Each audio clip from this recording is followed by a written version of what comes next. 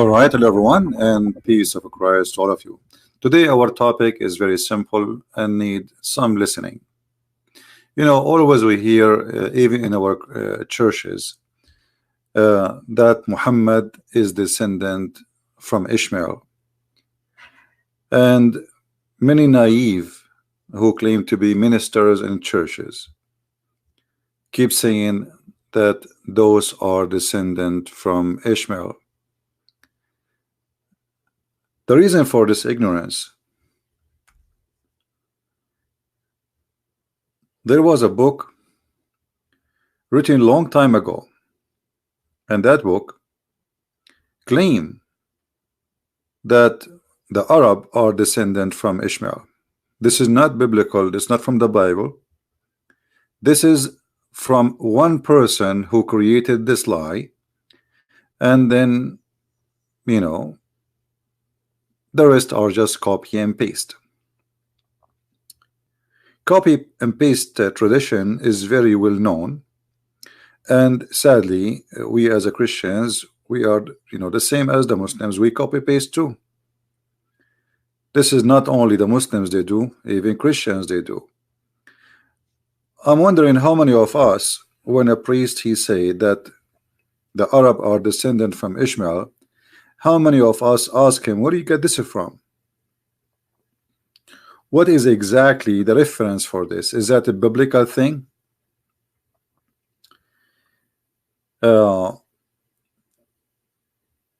This is all goes to the 10th century, when one person he wrote a book, and then the rest just carry on.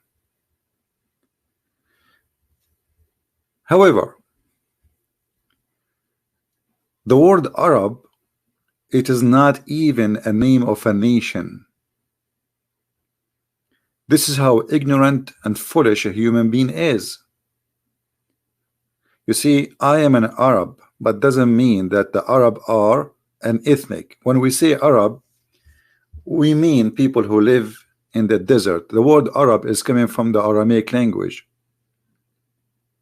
Aram is a person who live in hills, in the top of mountains. So the Aramaic are people of mountains. The Arab are people of the desert. You see, in the old days, the names have a reason. And today it should not be a different. I mean, we give names to identify object or even a person. So when we say someone is an American, well, American whoever carries citizenship of America, but doesn't mean that American is really an American, which means he is really from America. As an example, me myself, I'm not born in America.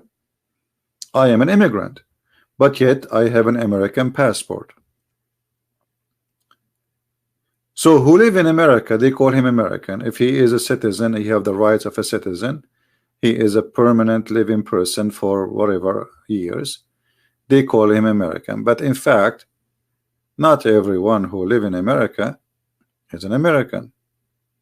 Same time, if America is a name of a land, and those who live in it are given the name from it, so how come we don't look at what happened to Arabia?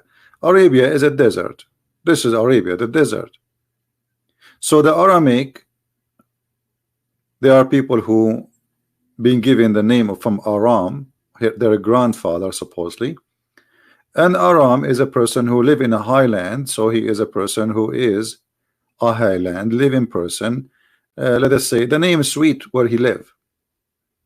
The name fit with where he live. Whoever live in the desert, they call him Arab. It doesn't matter who is he. It doesn't matter even what language he speak. And then we go to what is called Arabic. Arabic is not a language by itself. Arabic is born of many languages. This is why if we go and open the Quran right now, we will see Muhammad, he have no choice except using hundreds of words which have nothing to do with the local language, which is, let us say, if we can say this is language, then we have to use we have to come with an idea where this language is independent. But you will see that the Arab or what we call Arabic language, is a collection of Ethiopian words, Aramaic words, Hebrew words, and Persian words, etc. So this language was, let us say, many languages, and those many languages then merged together, and then they made a new language. But the fact, it is not really new. It's just using the old, and as everywhere, the local, they have their own dialect. If you notice, when Muhammad, he was speaking about Allah sending him the Quran, and Muhammad, in order to cover himself, because he keep forgetting the Quran, and he make the Quran, or a new Quran, which he cannot recite the old verse twice correctly, so he come with this new lie, saying that Allah, he sent him the Quran in 7 letters. Seven letters. If you ask a Muslim or Mohammedan, he will say to you, the 7 letters are 7 dialect. 7 dialect. And you will notice here that Muhammad, he used the number 7. And there is no way the Arab, they have 7 dialect, which mean, the Arab in the desert, they have thousands of dialect. What 7 dialects? Actually, if you go right now in the Middle East, you will find that every city have its own dialect, and not only every city, it can be even every territory of the city, it speaks differently from the other side of the city. So those are not one nation. Those Bedouin, they are from many different places, and I believe that there's a huge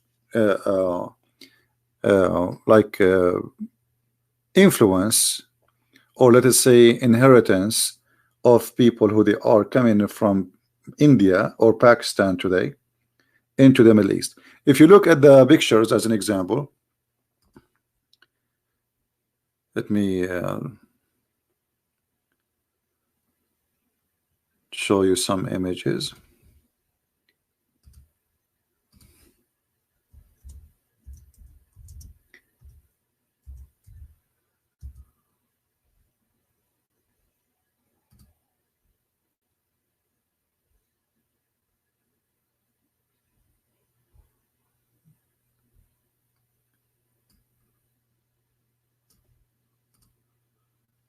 This is the Prince of Qatar today, the one who is ruling Qatar.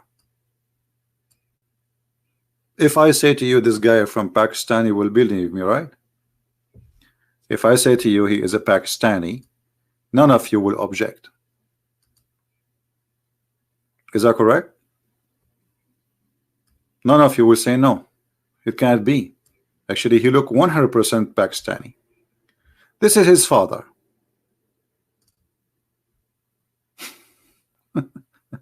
He is a Pakistani, isn't he? Now, if we go and look at the map, you will find that those, Pakistan is really close to us. It's just a few hours by ship, and you will be in Pakistan. And that explains a lot about all the ritual practice which happened around the Kaaba. Around the Kaaba, people, they dress like Hindu. They have a sheet. They show one shoulder. They shave their head. They wear a sandal. They have a black stone, and they go around it.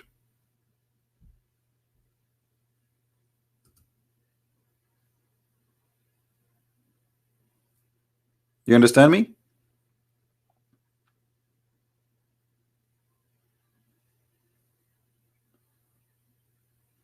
There's nothing is called Arab. None of those two people call them Arab are Arab. Arab is whoever live in the desert, they call him Arab, and the one who gave them the name is the Aramaic. So the Arabia is a desert, and the Arabian is those who live in the desert. If the Aramaic now exists in America, and you live in Arizona, they will call you Arab. You live in Las Vegas, they will call you Arab. All right. However, this is not really our topic, but just to give you an idea, little bit about what we will talk about. Uh, the problem is because of the copy paste method, the Christians, they start carrying words and they spread it even through those who they are ministers and priests.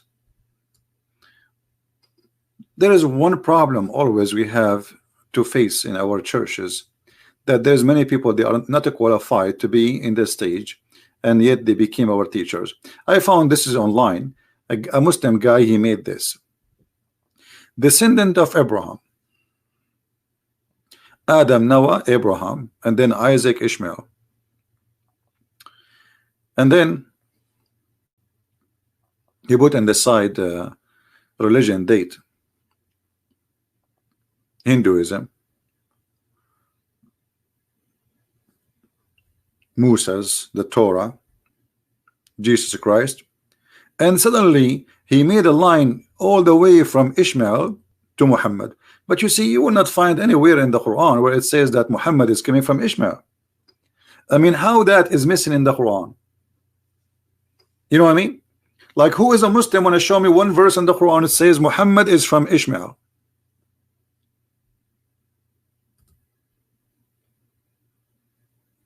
Any Muslim?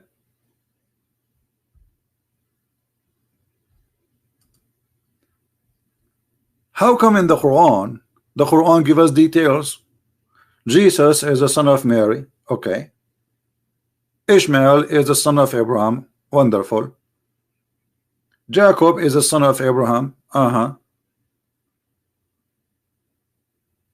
All those are the seed of Abraham. Israel, which is Jacob name, you know. Isaac, the tribes, all of those are the children of Abraham. But where is Muhammad, the descendant of Abraham? Where in the Quran it says that?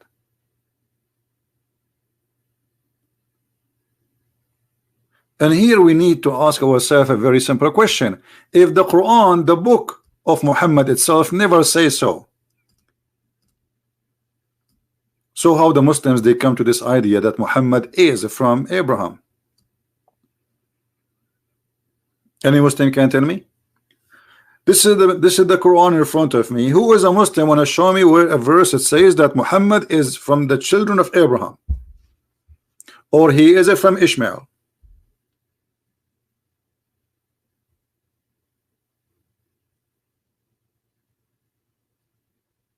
Anyone?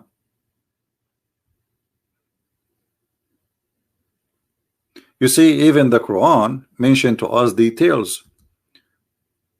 Abraham have a children's, but if you you know, and those details are coming stolen from the Bible, not from Muhammad. Muhammad, he have no idea.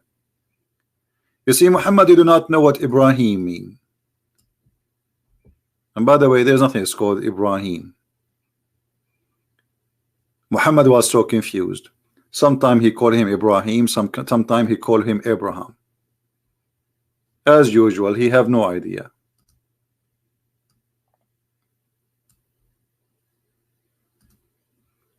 And now in the Arabic Quran, in all print, they took all the words which was coming as Abraham and they make it Ibrahim. So now there's no one verse is saying Abraham and the other one saying Ibrahim.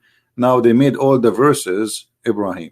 But those who they are Muslim and they have you know, let us say knowledge, they knew that the Quran, in the original Quran, there was Abraham and there was Ibrahim. And if there is a Muslim would like to call me to prove it, I can, no problem, you know. Well, what we need is somebody who speak Arabic, and we will show you. So the Quran speak about Abraham, but he do not know who is Abraham. And how we know that Quran does not know who is Abraham? The Quran claimed that the guy, his name is Ibrahim, his father, his name is Azar.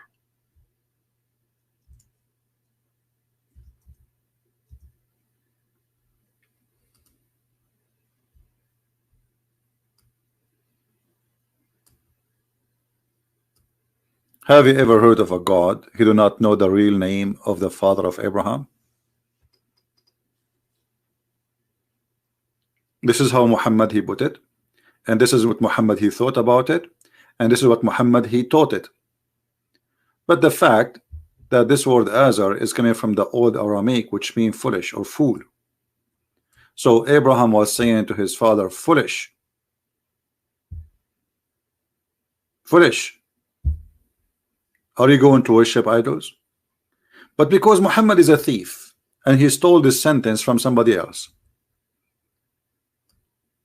he thought that Azar is the name of the father of Abraham. So it's confirmed that the founder of the cult of Islam, he do not know what is the true name of the father of Abraham, which is mentioned clearly in the Old Testament. So the Abraham, the person we speak about in the Quran, is a stolen, let us say, copyrighted story from the Old Testament. And the thief, he did some change because he's a fool. He thought by doing some changes people would not notice that he's a thief, and by doing those changes he got himself busted.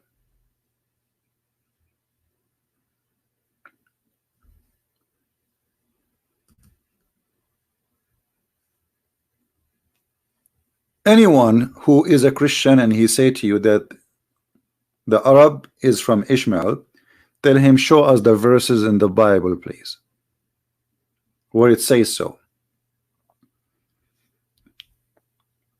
Can we do that?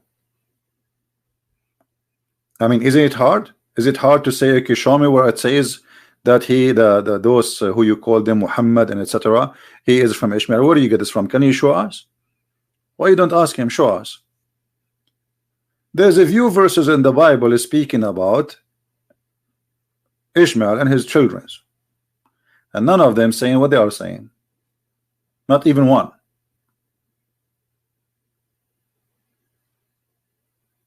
This is the copy-paste priest.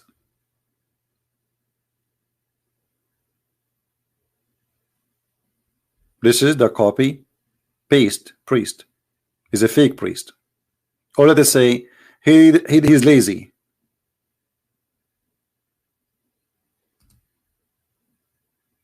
He decided not to study. He decided not to learn. He decided not to ask questions. He decided not to know. Because if somebody says to me, well, Ishmael is the father of the Arab, shouldn't I check first who are they, the Arab, and then see if really this is true? As the Bible says, all those who they are from Ishmael, including Ishmael, they live in what is called the territory of Gaza today, the Delta and Gaza, between Egypt and Israel.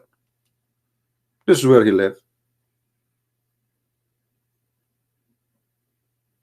And that's very normal, makes sense. Why? Because his mother is Hajar and she is Egyptian. Secondly, if you look at the names of the children of Ishmael, you will not find a single one is an Arabic name. To make it simple for you, I mean, why in the world I will not carry the name of my grandfather? Even now today I speak different language. I will make it simple for you. How many of you, their names today is John, but yet you are not a Jewish? I mean, you are not descendant from Israel. How many their names is Israel, but they are not descendant from Israel? How many their names is Ishmael? So why in the world the descendant of Ishmael, they stop using the names of their fathers? So if the Arab belong to Ishmael, then we should have all the names of the children of Ishmael belong to those Arab, but we don't find them. And for those who speak Arabic, in 2 seconds he will notice that none of those names fit with the Arabic language, and they mean nothing in Arabic. So the question will be, What language Ishmael he used to name his children? You know what I mean?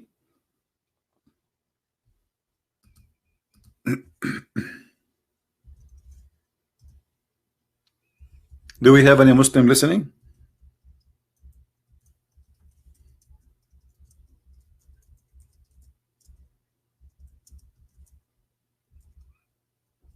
Any Muslim would like to call us?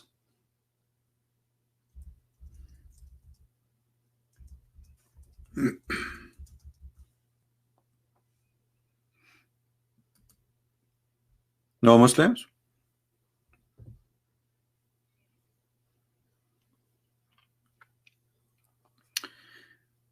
And you know, many people they counter any name of any nation or any group who live in the Arab desert. They call them all Arab. So there is ancient nations who live in the Middle East.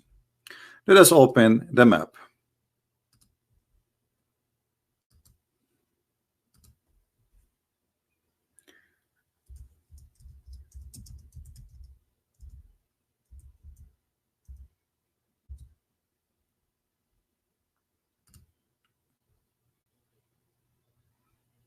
All right. This is the map.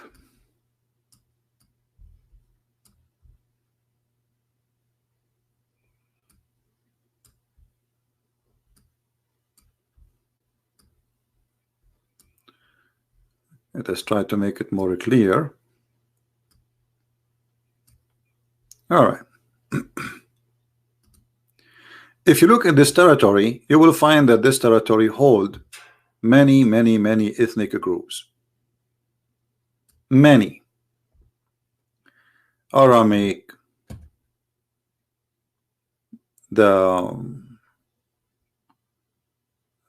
what they called Al-Kana'aniyin, which those who live in Gaza today, the Nabatean who live in the desert of Jordan. I mean, many groups, but those are not connected. They have nothing to do with each other. They are not from one nation. They don't speak one language. They don't even have the same look. They don't even have the same face.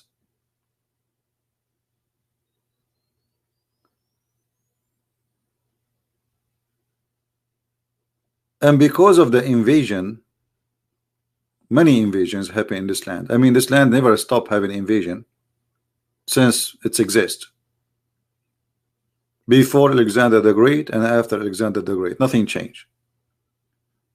So you will find that the look of those people are very between them. Some they have blue eyes, some they have green eyes, some they have dark skin. When we say dark, does not mean black, but darker. Some they have big nose, some they have tiny nose, some they have, you know, I mean, like if you go right now in Turkey, the Turkish are coming from the Mongolian, and the Mongolian, all of us, we knew that they are Asian. But Turkey, after they occupy the empire, the East Empire of the Roman Empire, the Constantinia, they rape all the blonde women who they are there, and now Turkish people, they don't look like Mongolian at all. They look like almost European, and actually there's a lot of them, they are totally blonde. So this is a land nobody can claim to belong to any ethnic group unless he is from certain established group like the Aramaic. And the Aramaic themselves are not one ethnic. They are like, let us say, groups of ethnic, but all of them, they belong to Aram. Like they are old, let us say, a civilization of the Aramaic destroyed, then a new civilization are born of the Aramaic from their children. So we can say they are connected, but they are different at the same time. So now, you know, if you go and study the Bible carefully, you will find that the children of Ishmael, all of them, they came and live in this territory. Let us draw a line. you know, so people can see with us what we are talking about. We can say, generally speaking, that they live in this area.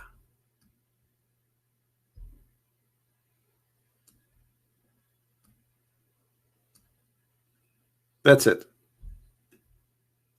They did not go anywhere, and obviously the mother Hajar herself, she is from there. This is why she came back to where they belong. Abraham, he sent his wife, he said to her, you are free to go anywhere you want, and she went out with her son. And it's very normal for a woman to go back where she is coming from, and she is an Egyptian, and the Bible says that clearly. And this is Egypt here. This is the border of Egypt. Cairo is less than maybe 200 miles away.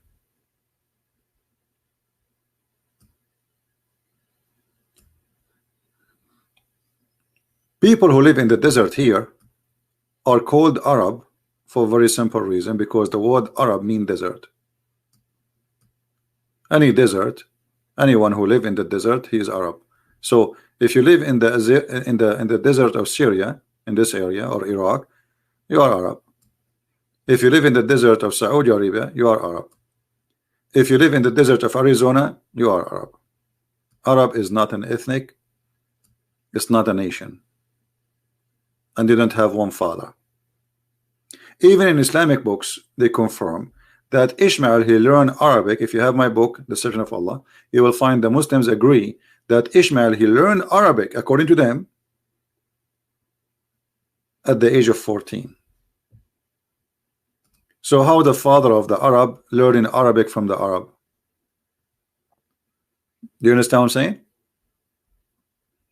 If I go right now to China and marry Chinese, and I learn from the Chinese, how that in the world will make me the father of the Chinese? That will be the most silly, stupid thing ever to say.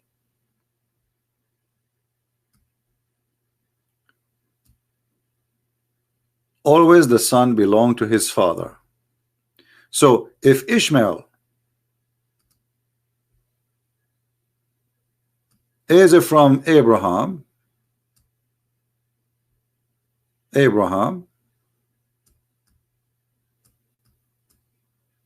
that means Ishmael consider himself Aramic, and that explains all the names we see, which is descendant from Aramic, not from Arabic or anything. All the names which is sound like Hebrew, because Hebrew itself is born of the Aramaic. Hebrew is just a new language of the Aramaic language. This is why when you pray, all of you, and the Muslims, they copy that from the Hebrew, and they copy it from the Aramaic. When they end the prayer, they say Amin. You will see that the Christians, Muslims, Jews, they say Amin. But this is because of the theft of Muhammad. Otherwise, this is have nothing to do with the Arabic. This is an Aramaic word. Mean I agree, I believe, I go for that.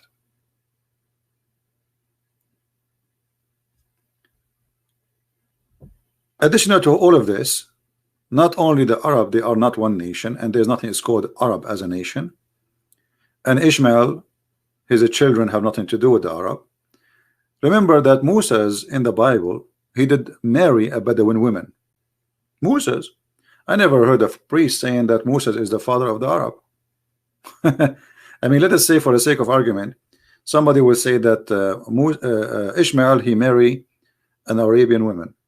Okay, well, Moses married an Arabian woman, desert woman. We told you that the word Arabian mean desert, Bedouin. This is what Arabian mean, a Bedouin person. You see, if you go to the Quran, if you go to the yellow pages of Muhammad, you will find the following.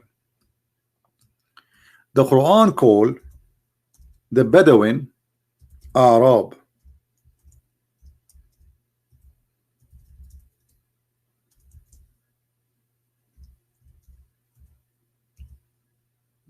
The Arabian. All those verses are mentioning the word Arab. Arab, What does that mean? What does that mean? Bedouin. Do you see it? Do you see it? This is the translation, but in Arabic it says the Arab. In Arabic it says the Arab. In the translation is coming as the Bedouin, because this is true. This is what it is. Those who live in the desert. You know what I mean? Same as the word Bedouin. This is in Aramaic. Bedu.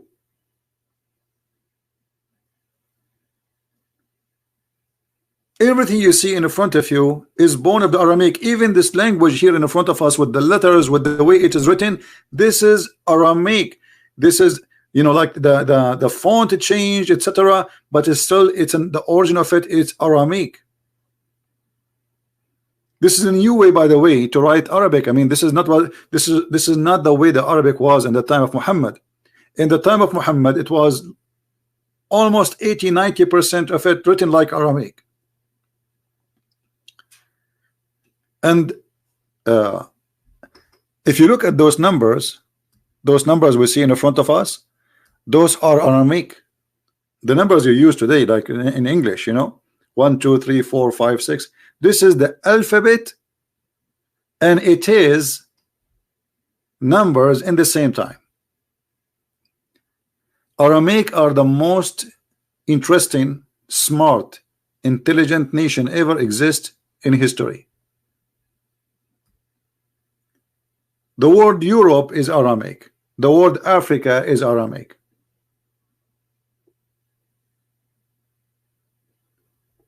All the numbers you see, you use today in English, those are coming from the alphabet of the Aramaic. The Aramaic alphabet is numbers.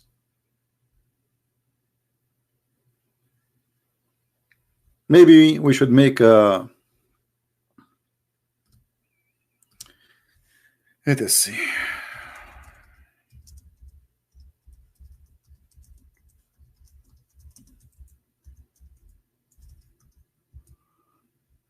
Maybe we can find something to help.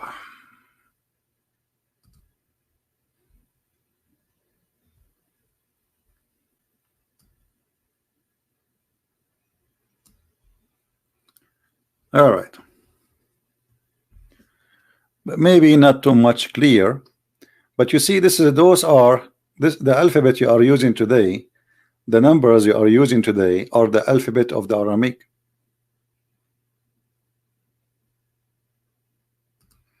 And the look it change by time. The look change. Like number 1 is Aleph, A. This is number 1. You know? Number 1, number 2, number 3, number 4, number 5. So this is an alphabet which is contain numbers at the same time. This is why you know, if you remember, in the Quran we have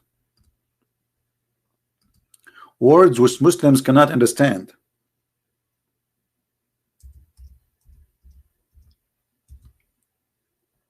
Kahayas, chapter 19, verse number 1. If you ask Muslims what this is mean, kaf, ha, ya, ain, sad. In fact, it doesn't say that in the Quran. It doesn't say kaf, ha, ya. That's silly. It's one word, as you see here. It is just one word. Kahayas. What does that mean? They don't know. Allah knows best. And they start guessing. Everyone give you his own guessing. Kahayas simply is collection of Aramaic numbers, which is alphabet, which is equal to numbers, which will give you a sentence. I mentioned to you before that Kahayas is a biblical sentence.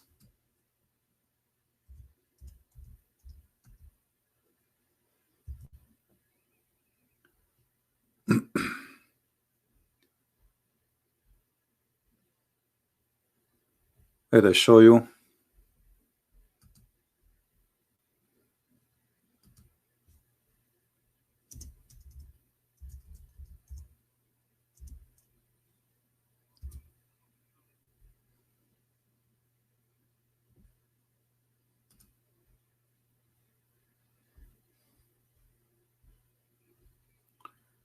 All right.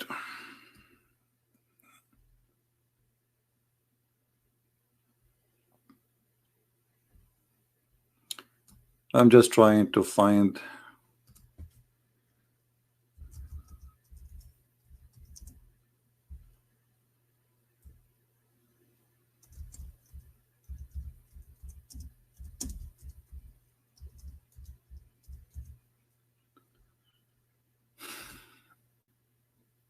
Here we go.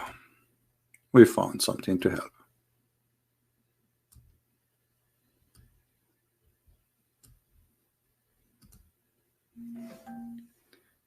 If you look here, you will find in the Arabic alphabet, which is coming from the Aramaic alphabet anyway. I don't know if it's clear for you or not. This is the letter Alif. Hold on. It's asking me to log in too. Hold on. We click by mistake.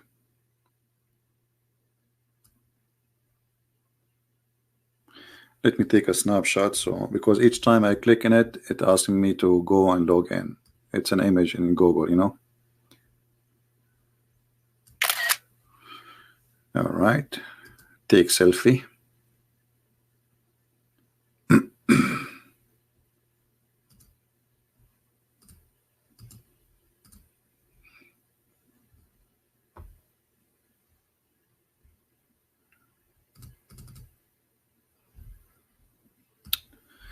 All right, sorry for the little bit of delay.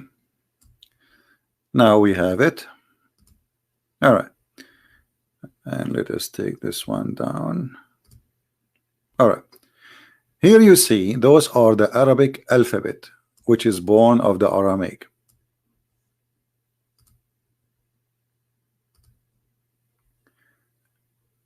Letter A is equal to 1, letter B equal to 2, etc.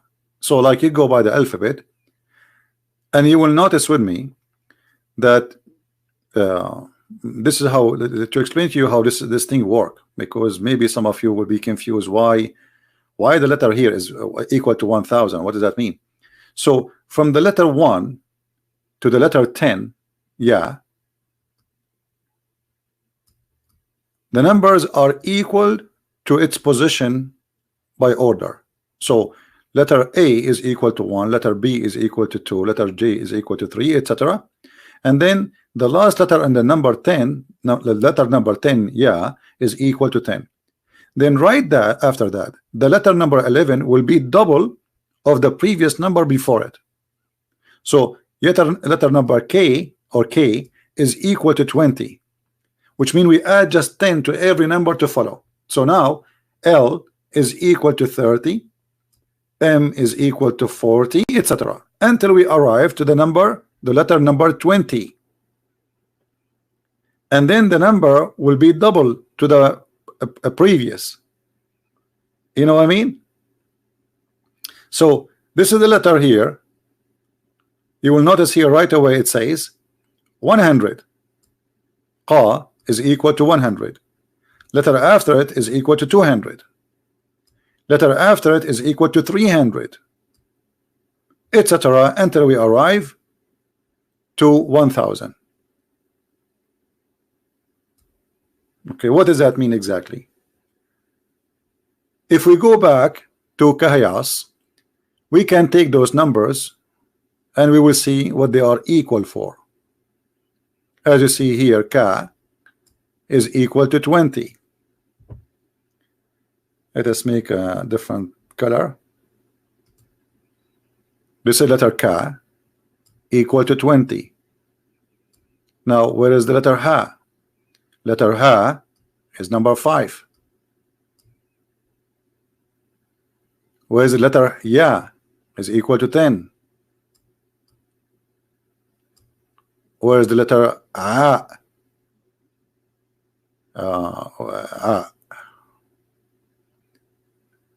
Find me A. I forgot how. Here we go. Is equal to 70. And then the last letter is Sod or Sa. All right, and this is Sa.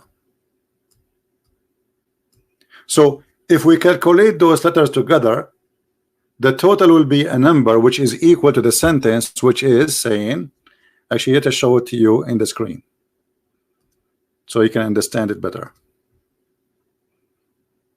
I will put the letters next to each other. Give me a second.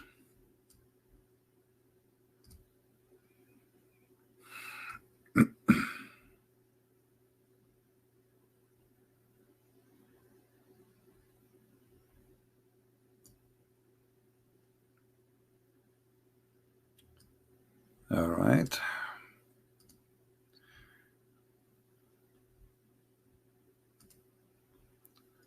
This is the word kahayas equal, K is equal to 20, Ha is equal to 5, 10 is equal to 10. Sorry, Ya is equal to 10, A is equal to 70, and then Sa is equal to 90. Total is 195. The word the Messiah by letters is equal 1 plus 30 plus 40 plus 60 plus 10 plus 8, and every number is equal to what? To the alphabet, to the letters. This is the word al-Masih equal to 149. Kahayas is equal to 195. The word Ilahi, which means my God, is equal to 1 plus 30 plus 5 plus 10, 46. Kahayas mean al-Masihu Ilahi, which means the Messiah is my God, 195.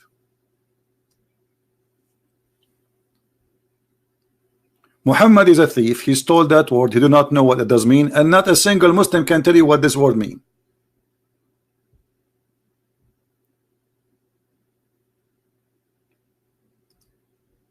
Because simply it is not a word.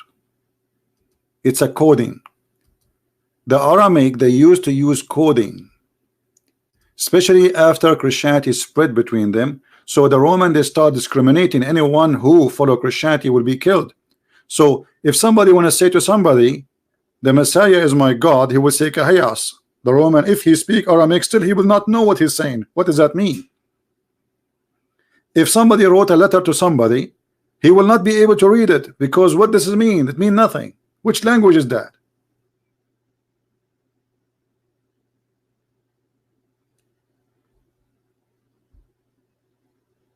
Right?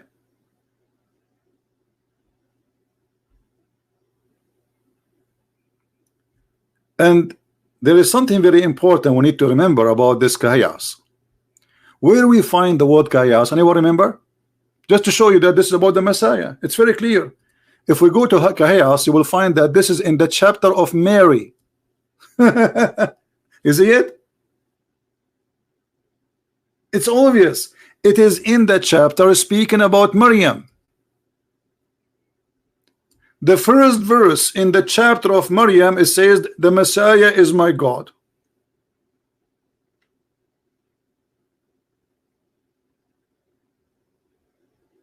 Do you see it?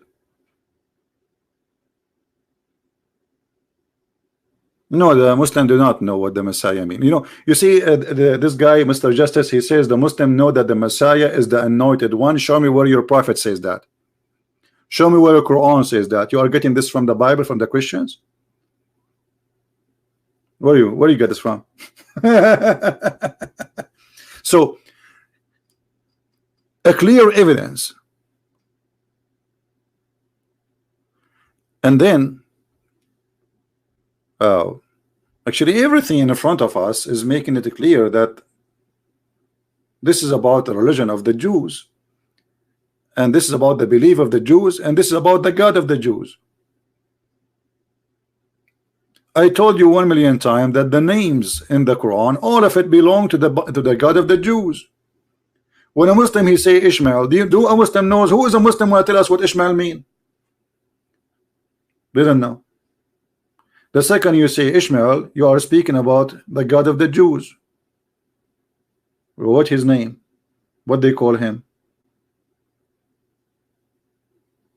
All those names belong to the God of the Jews, the God of Moses. When you say Israel, Israel, Ishmael, even Abraham, Zechariah, all of those names are summaries of the God of the Jews. So every single page in this Quran proving to us that Muhammad is a thief and he stole names from the Bible. He do not know what they mean. No, I'm talking about names which are in the Quran, not different names. And this is what happened here. Chaos. Muhammad, he took it, you do not know what it means. You go to interpretation, every Muslim he give you his own. They start like predicting. Maybe ka mean kebab. They don't know. They have no idea. Because this religion is a theft. If there is any Muslim who would like to call me, please feel free. All right, I will be happy to hear you. Now there is something very important too.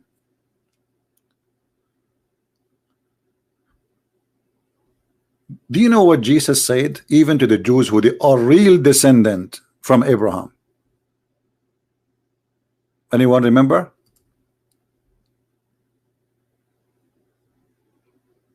Just to show you how we as a Christians, we are not really studying very well. We are not giving our book the time which deserve to learn from it. If we go in the Bible, let us see. Give me a second, please.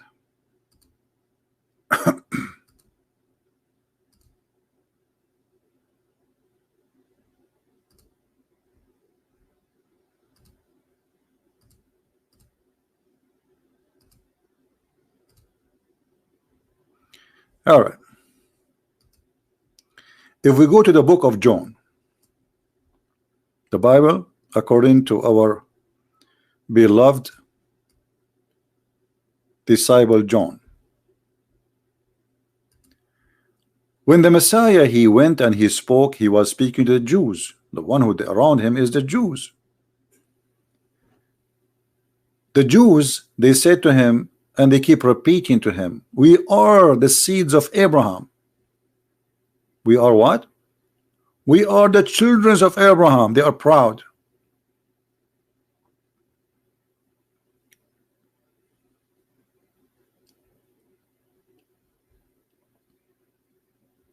And those are the real seeds of Abraham, not like Muhammad, who have nothing to do with Abraham, not even close.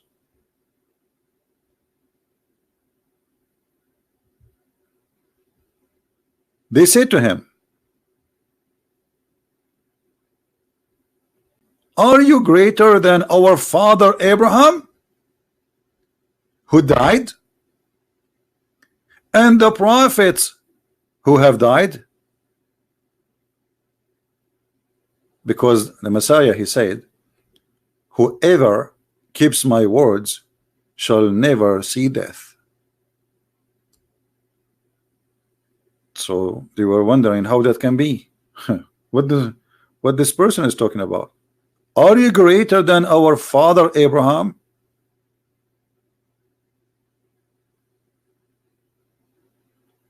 Abraham is dead.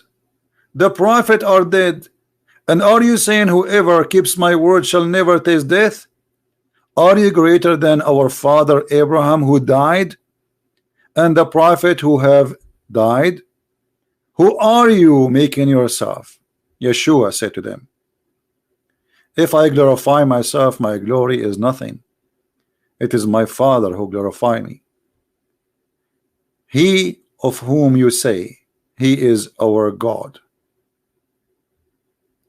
and you do not know him, but I know him. And if I had said that I do not know him, I myself would have been a liar like you. But I do know him, and I keep his words. Abraham, your father, desired to see my day, and he saw it, and he rejoiced. The Jews, they were saying to him, you are not 50 years old, and you have seen Abraham? Yeshua said to them, timeless truth I speak to you. Before Abraham, I am exist. I am the living God.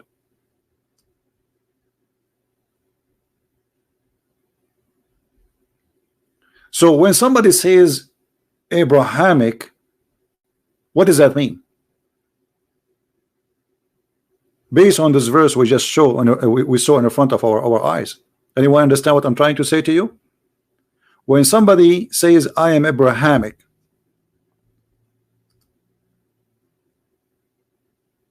no screen? I apologize, sorry. Hold on. It's my fault. It's all right, no problem. I mean, the book of John, you know, the book of John, you can open it from your side. So when somebody says I am Abrahamic, what does that mean exactly? Based on the verse we are showing you. I did not open Skype yet. I will open it soon. Anyone knows what I'm trying to say to you?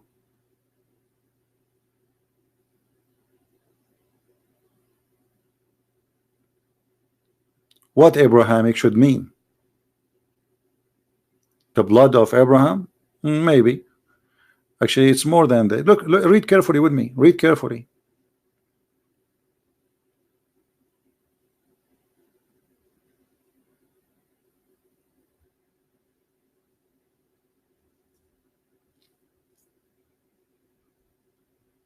Anyone can help me? To believe in Jesus, exactly.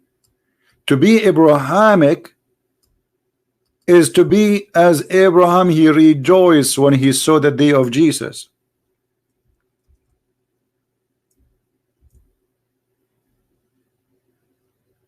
Is not just someone, he is descendant from Abraham. Jesus said to them, well, if you are from Abraham, then do the work of your father.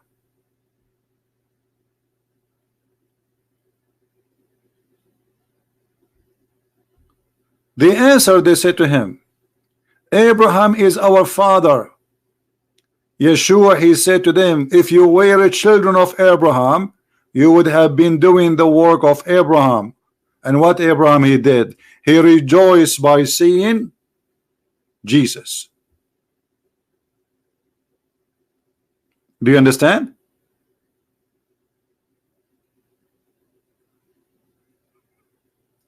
Do we understand? So this is the biblical teaching about the seeds of Abraham. The seed of Abraham is not somebody is born of Abraham, is somebody believe in the God of Abraham, which is the Messiah, the Jesus the Christ. And who is the one who's saying that? This is the Messiah himself. This is not a priest. Don't follow a priest. Don't follow foolishness.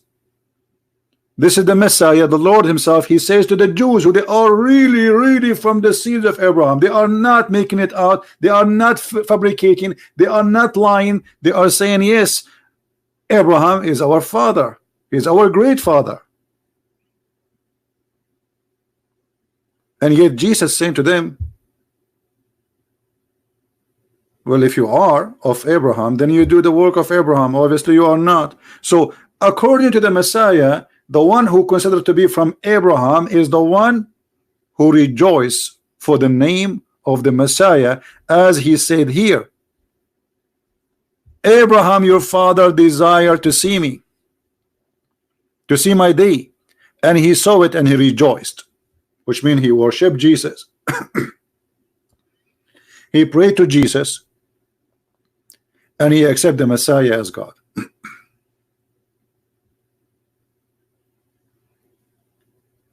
Do you see it? Which means even if somebody he is from descendant of Abraham in real, still he is not Abrahamic. Because to be Abrahamic is to be Christian, not to be descendant from Abraham by seeds.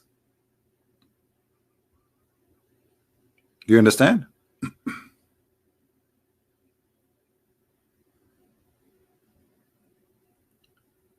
And if the Messiah himself did not accept the Jews to be calling himself Abrahamic, I mean, who else can claim to be Abrahamic?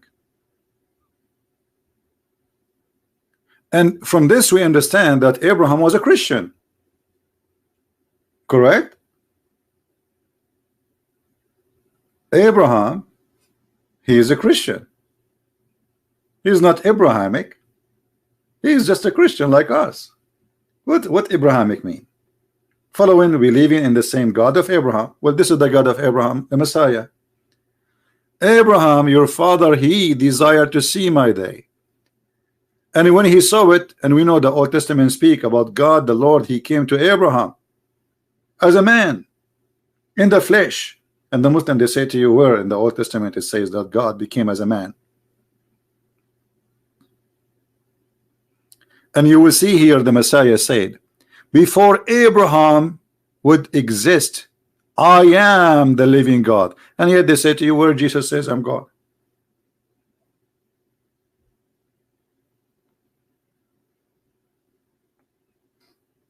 I hope we learn today something very important, that Abrahamic is those who they are Christians, not even the Jews who refuse Jesus. Do we understand? For Abraham himself is a Christian.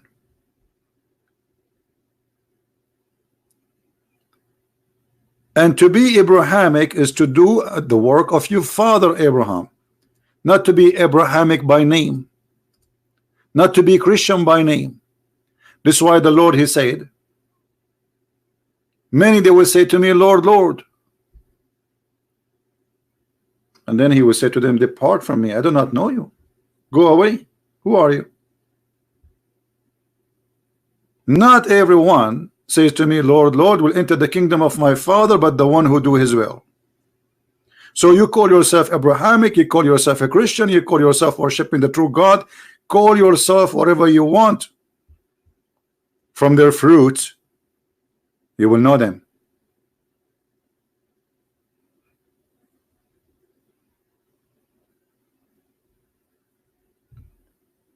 That is the truth, my friend. I will open my Skype in case there is a Muslim want to talk to us.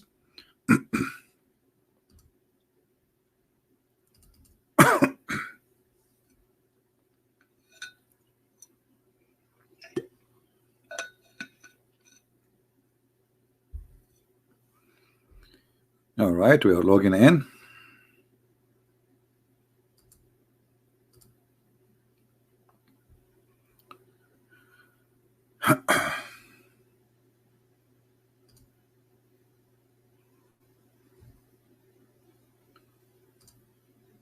All right.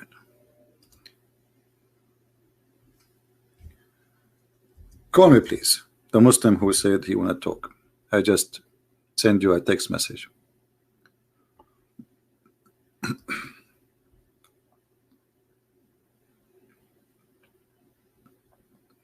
So what we learned today is the following. If anyone says to you, I am Abrahamic, then you say to him what Jesus said.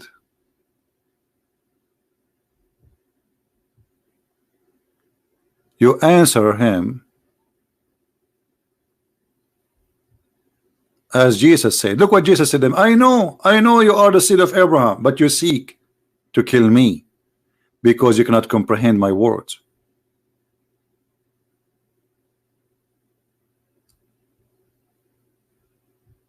They said Abraham is our father. He said, if you are children of Abraham. But he just said to them, you are children of Abraham. I know. So he is saying to them, if you were truly, not by seed only, because children of somebody is somebody is being proud of that person, of what are you proud about Abraham? What he did exactly is about believing in the true God. That's all. This is the only thing you can be proud about Abraham. Otherwise, Abraham is the same as any other man. So if you were of the children of Abraham, then you do the work of Abraham. Did Muhammad do the work of Abraham? Did Muhammad teach the teaching of Abraham? Let's see this Mohammedan, what he want to say to us.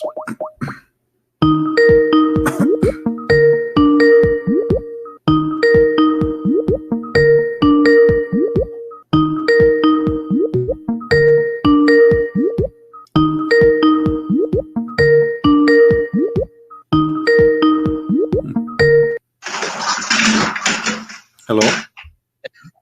Yeah. Yes, my friend, you are live on here. What do you want to say to us? You were the one who called me. Yeah, but because you told them you want to talk to me, correct? No, I didn't. Okay. Who told you? Here we go. Why you send me this guy? Why you send me this guy? So how we knew your ID if you are not asking me to call you? Why you are giving us your Skype ID? To put it in the saloon as a picture? To make jelly ice cream with it?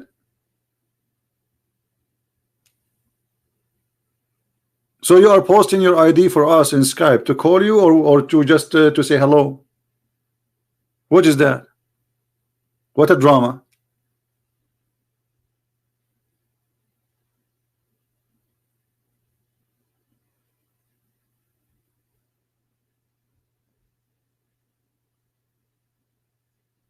They keep posting their ID, I challenge you, call me, and okay. And then we call them, they say, why you are calling me? Do we have any Muslim would like to call us?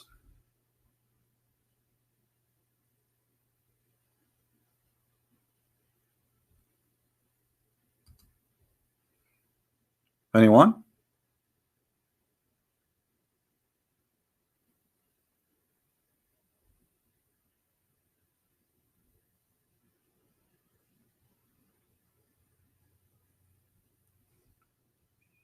Any Muslim would like to call us? Mayday, Mayday.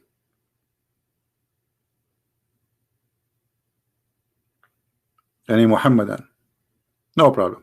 So let us make it clear that the Bible is more than just a book. You see, the Messiah, he said, you want to kill me because you cannot comprehend my words. Correct? I know you are the seed of Abraham, but you seek to kill me because you cannot comprehend my word. So anyone who cannot comprehend, and obviously they don't want to comprehend because they don't want to comprehend. It's not because Jesus making it complicated. They don't want. They play arrogant. They play the ignorant. They knew he is saying that he is God. He knew that he is coming God in the flesh. He is saying that clearly, and this is why they put him in the cross. So when Muhammad he denied the Messiah to be divine, he is not Abrahamic. When Muhammad he denied the Father and the Son, what the Bible says? Who is the liar? Who is the liar? The liar, the Antichrist, is the one who denied the Father and the Son.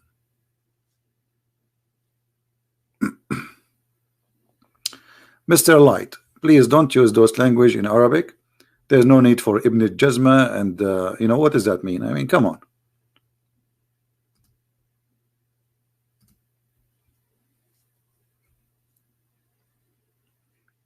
Do we have any Muslim would like to call us?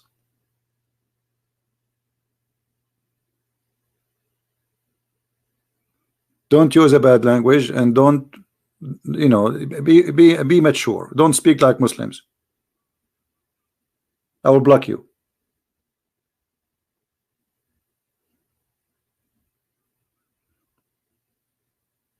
Anyone?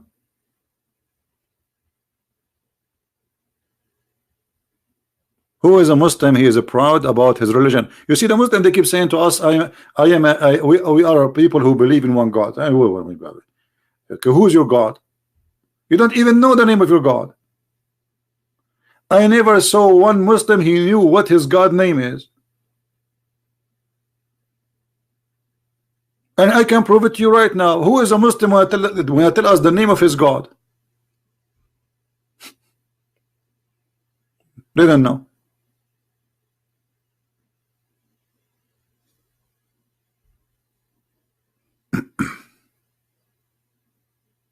They don't know what Abraham mean. They don't know what Ishmael mean. They don't know what Israel mean.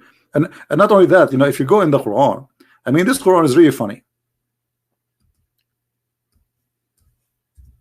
Just to give you an example.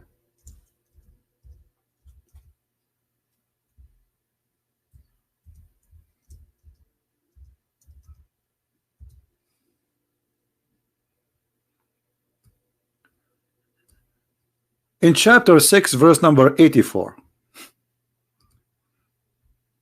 This is a hilarious book. And we gave him who? Abraham. Okay, we gave him who? We gave him Isaac and Jacob. Okay, where is Ishmael? What happened?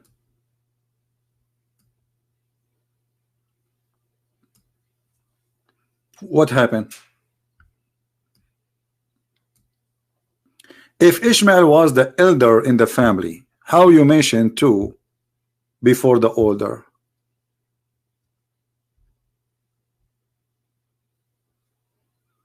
You know what I mean? And then look at this mixing.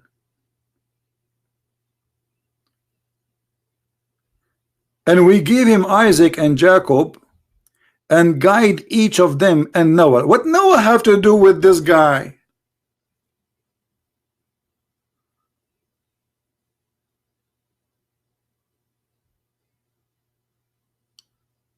How Noah story jump in this verse? We are talking about Isaac and Jacob and Abraham, and Noah we guided before, and then he go all the way back, and then suddenly he go to the middle, and from his offspring David. What? Why you put Noah here?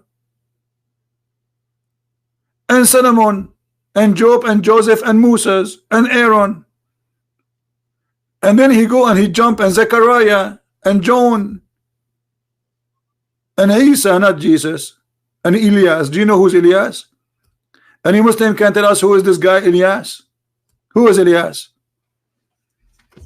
Just to show you the theft. Any Muslim can tell us who is Mr. Elias? Didn't know. They stole names. And then suddenly he go back to Ishmael. Like, but now you remember Ishmael? You remember Zechariah and John and Jesus and Elias and Ishmael? What Ishmael is doing here?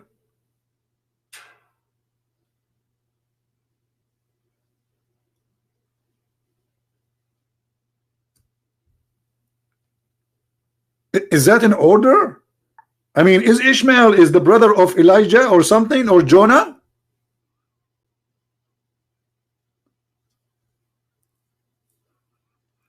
What is this? Shish kebab, hummus. I remember when like we were young kids, we went, to the guy who make hummus, and a fly fell in the hummus. Fly. My cousin, he saw the fly. He told him, the fly, there's a fly here. The guy, he keep moving the thing to smash the hummus, and he says, where it is? It's gone in the hummus. He smashed it inside the food. And this is what the Mohammedan do. He put Ishmael in the hummus. And now you have to find Ishmael. And where we can find Ishmael, we find him after counting Noah, David, Solomon, Job, Joseph, Moses, Aaron, Zechariah, John, Jesus, Elias, and then Ishmael, Elisha, Jonah. I mean, what is that? Lut.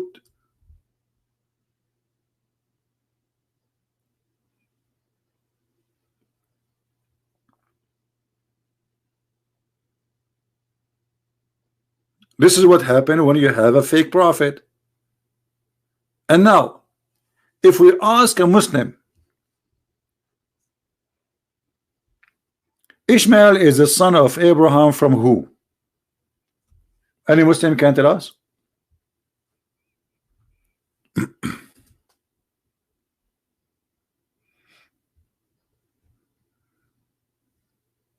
Anyone? How we will know Ishmael? How Abraham he got Ishmael? Where we can find the story about Ishmael in the Quran?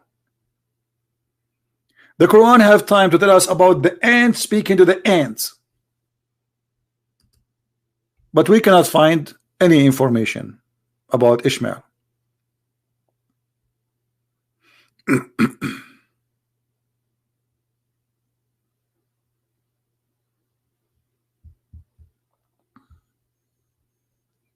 Any Muslim can tell us where we can find? How we can find who is the mother of Ishmael?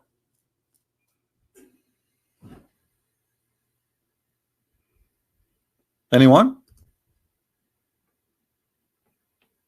How we can find where Ishmael lived after that? You see, the Quran, it says,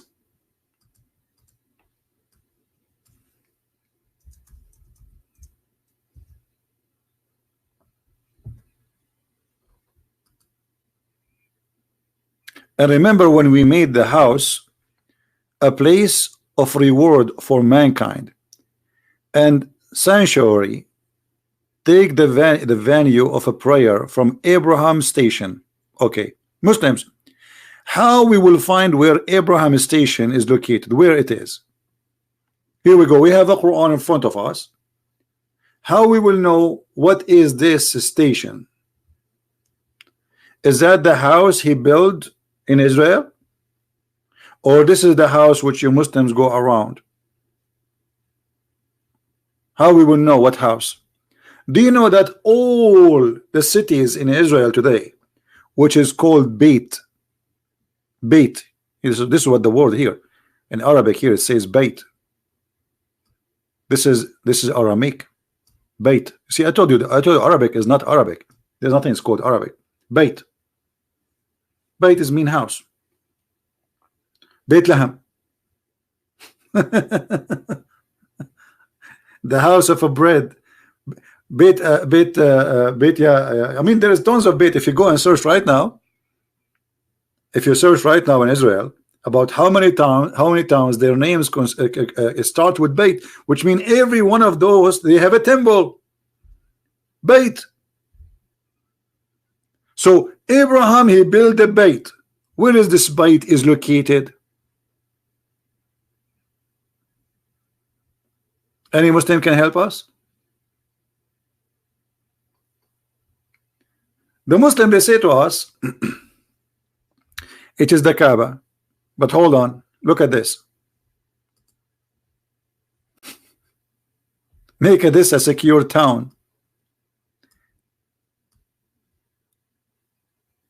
It doesn't say, by the way, this. It says in Arabic, اجعل هذا بلدا آمنا. So it's a city. It's not just Abraham and Ishmael alone. There's people there. Secure this country. Secure this cities. Baladan, actually, better make more of like a place of busy, crowded place, like a country. So we say, like in Arabic, Biladu Sham, country which is full of cities and towns. So Abraham saying secure the towns. Which town?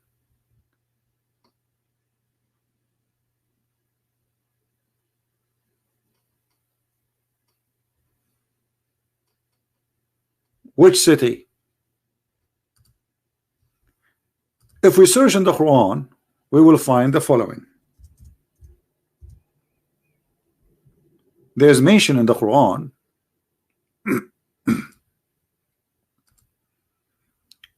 once for the city of Mecca in this verse.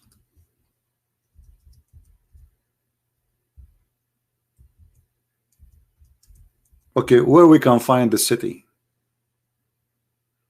You see here, you notice that the temple which is in the house, or let's say the temple which is in Mecca, is called the sacred mosque, al-Masjid al-Haram. Allah did not call it Bayt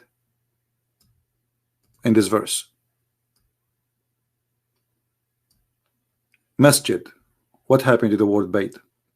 Where is the word Bayt? Where we can't find this Bayt?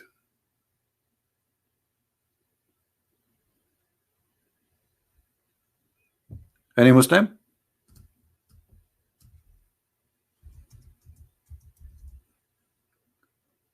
Islam is a collection of hummus. Nothing makes sense.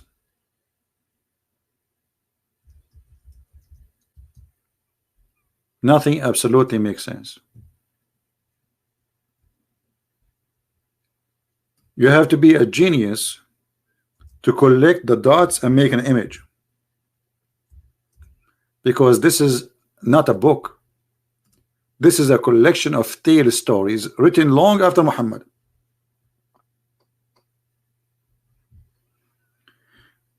Another verse in the Quran, this is the only verse mentioned in Mecca, 48:24, and there's nothing there. Then we find this in chapter 3, verse number 96. Look at this. It says, indeed the first house to be set up for mankind is the one at Bakkah.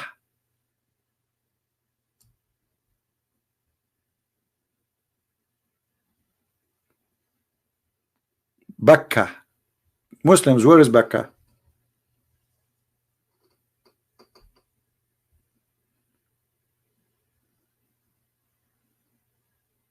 Is that where the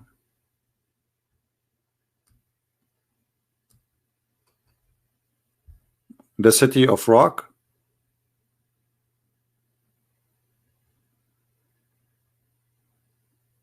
The Betra? Any Muslim can tell us what Bakkah mean?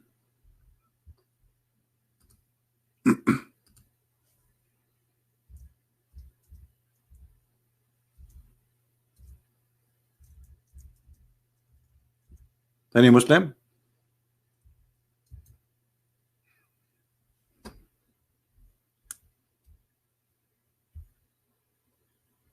What Bakkah?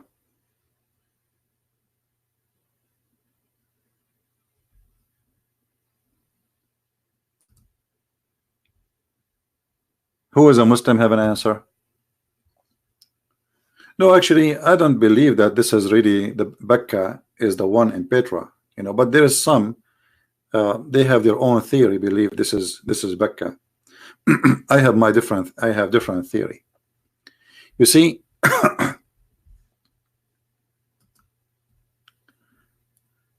Mecca is the same word as Bakkah.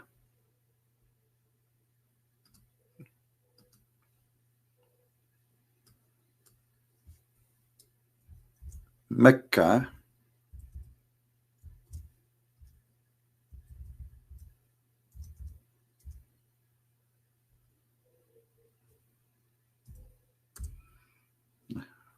I don't know, this typer is very slow. So Mecca and Bakkah, the difference between them is the first letter. And that because the way some people they pronounce it, and because Muhammad is collecting religion from others, so sometime it is Mecca, sometime it is Bakkah. However, if you remember,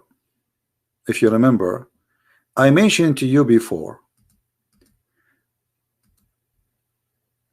that there is a house. It's called the house of Al-Makkah. The letter Ka in some dialect appear as Qa. See, this is the letter in the middle of the letter of the word Mecca. You see, for you in English, no, word disappear. In English, you say Mecca because you don't have equal letter. You use letter Sin for the letter K. Right? This is letter K. Letter K in some dialect appear as Qa. The same as like now in Egypt, when they say J, they say go, go. They don't say George, they say Gorge, or I don't know how to say it. Geet, he don't say Jeet, he say Geet. So Ka in some dialect is Qa.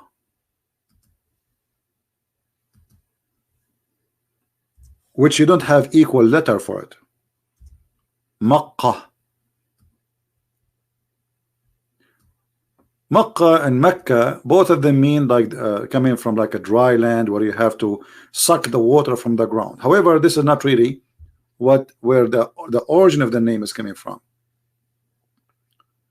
Makkah is a name of a temple exists in Yemen.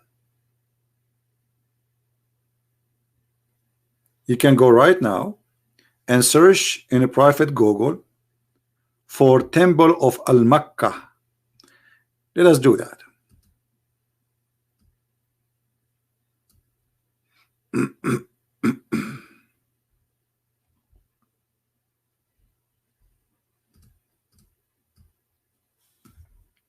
Temple of Al-Makkah.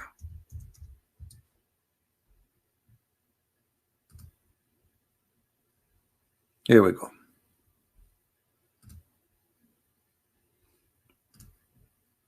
Give me a second, I will put it for you.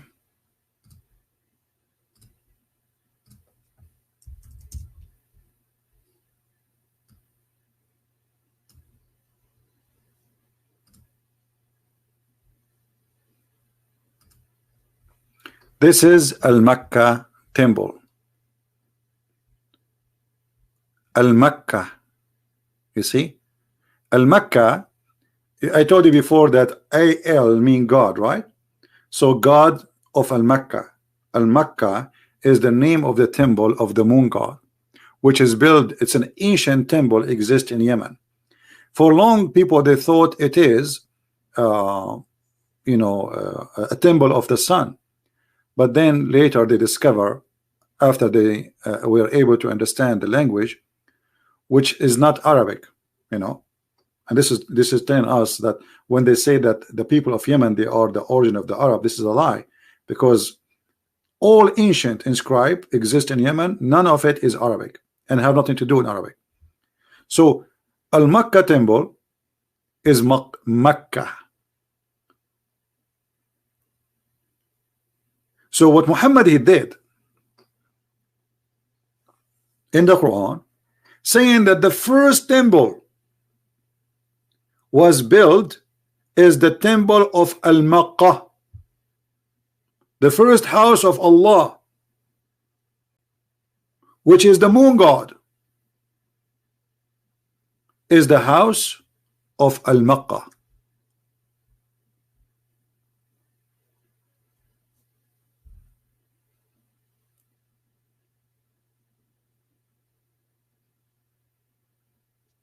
Are we learning?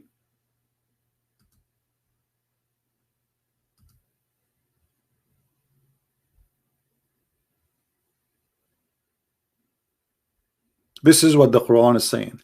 And the Muslims are people who they are disconnected with the Quran. You see, the Quran have nothing to do with what they are saying. There's 90% of things Muslims today believe in is not exist in the Quran as they believe.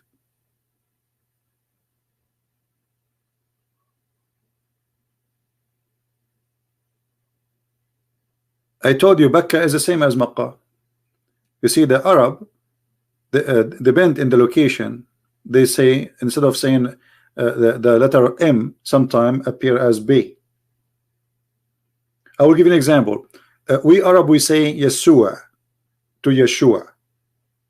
So where is that coming from in Arabic? It's coming from the Aramaic. Aramaic, sometimes they pronounce the letter as sheen, as seen, like Sams and Shams. So until now, there's people they say Sams and Shams. Sams mean sun, Shams means sun.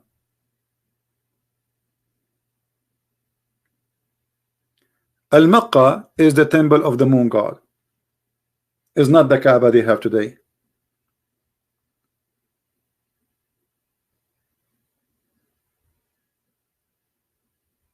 Are we following?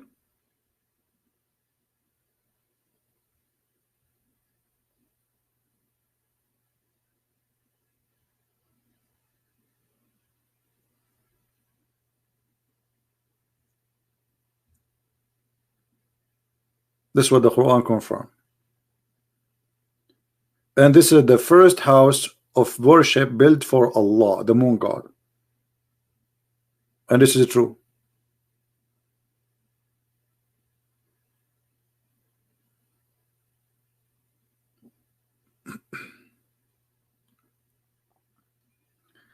How are you, Mr. Muslim? Are you a Muslim, my friend?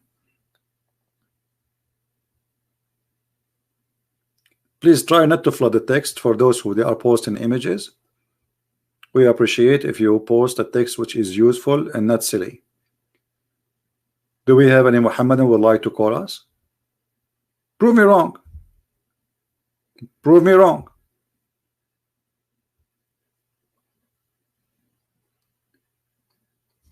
Mecca today is a counterfeit of the temple of Al-Makkah. This is why if you go and see, let me show you more clear evidence.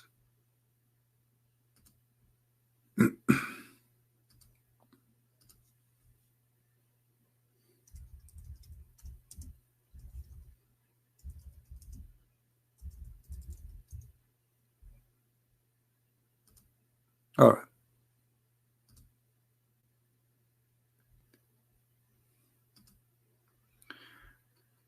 In the Kaaba, there's a corner. Let us show you. Look at this pagan cult.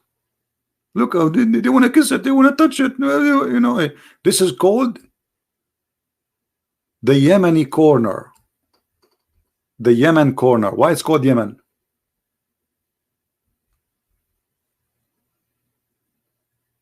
Why it's called Yemeni corner? Because here there are some stones they don't fit with the other stones. Do you see it with me? Do you notice, guys? Do you notice that those stones look different? They are not the same. What are those stones? Let us see if we can get an image which is more close and more clear.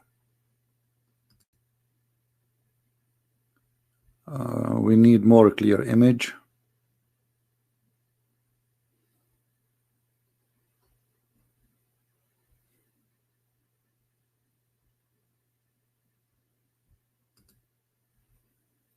Those are stones were taken from the temple of Al-Makkah.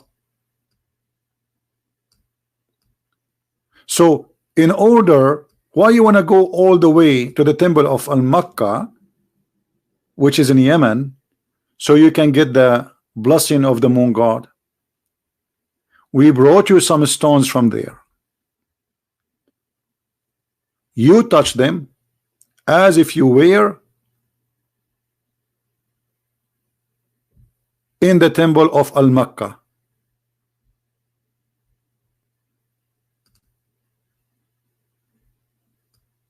You know what I mean?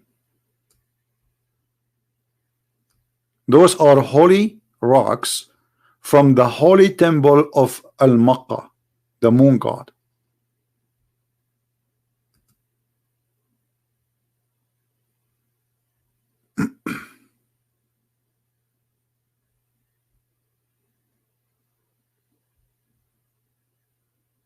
Any Muslim would like to prove me wrong? And this is why it's called the Yemeni corner. Now look, let us see what Muhammad he said about the Yemeni corner. Is the Yemeni corner something special in Islam? Why the Muslims are coming to it to touch it? Look at this. Why they are fighting this one, actually the best. Look at this one. This one is the most clear one. Do you see how clear it is that those stones are inserted there? They don't fit with the rest of the stones. You notice they are coming from different area.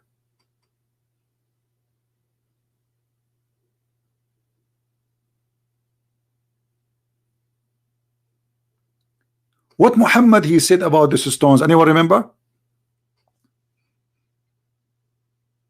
No, they are not really totally black. They are different. You see, the stones of the Kaaba are totally black because they are a volcano stones. Those are different. What Muhammad he said about those stones? The Kaaba, the reason they cover it because there is a guy who went to different areas supposedly, and he learned that the pagan in different area they cover their gods. So he decided to do the same for the Kaaba. This is what they claim. I don't know, but it might be way more deeper. But I cannot confirm unless I have reference. What Muhammad he said, forgive sin. Thank you. Who is the one who said that? Who is the one said forgive sin? Sahih Christian, how are you, my brother? Sahih Christian, guys. This guy, I know him. I don't know. 15 years, maybe more, maybe 18 years. I'm not sure. He's a wonderful body. He's a wonderful Christian. God bless you and your family, my friend.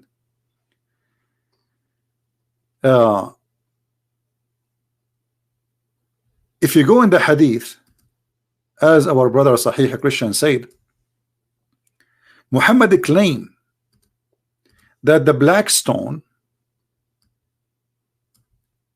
and the Yemeni cornerstones, they forgive your sin.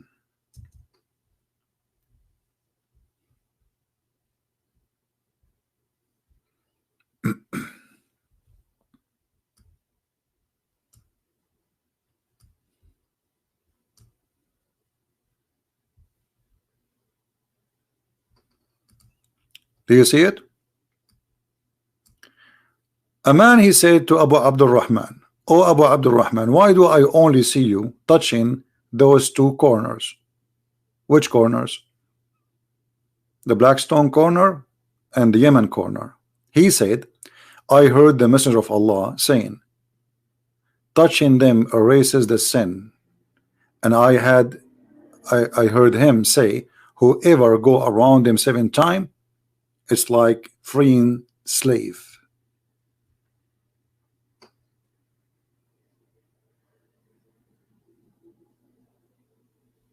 So why Muhammad is trying to say that touching the Yemeni corner will forgive sin? Any Muslim can tell us why? Here we go.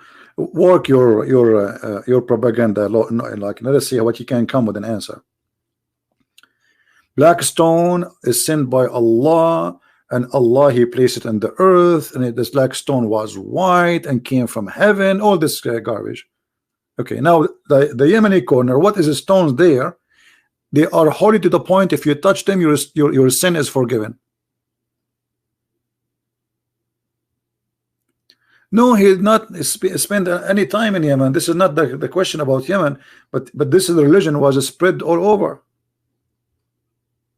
You see, this is an ancient religion spread all over the Middle East, not only in Yemen. But obviously, the Yemeni temple of the moon god is one of the ancient ones.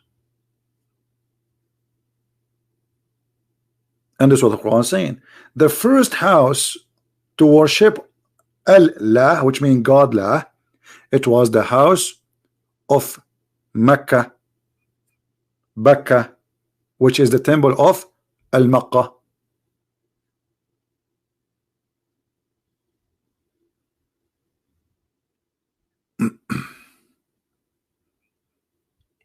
Any Muslim?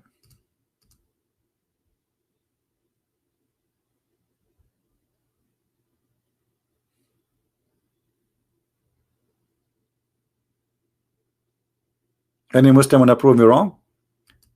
What is the power in this corner, the Yemeni corner, to forgive your sin? Allah, he placed his forgiveness inside those stones. If Islam is not a pagan cult, how in the world, if we touch stones, our sins are forgiven? And the funny, the Muslim, they say and they claim that the Hindus are pagan, the Christians are pagan, the Buddhas are pagan, and they are monotheist. But yet their God is a stone.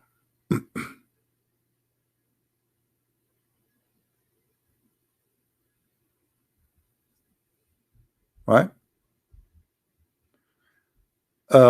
We have a person saying Allah does not mean Allah. Prove me wrong. You see, you can say talk is cheap. I can prove it easy from the Quran. Correct? I do prove it every day that Allah is not one word, it's Allah. Al, the word mean God, and La is the name of their God. Prove me wrong. Just to show you how much ignorant so-called proof, let me show you from the Quran additional proof just to satisfy your needs.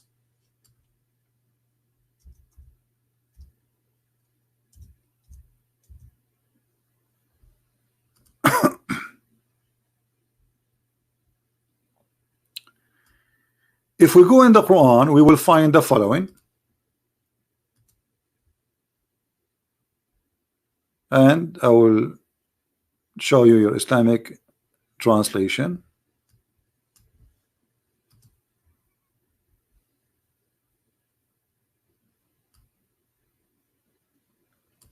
Chapter 53, verse number 19. Read carefully what you will see with me.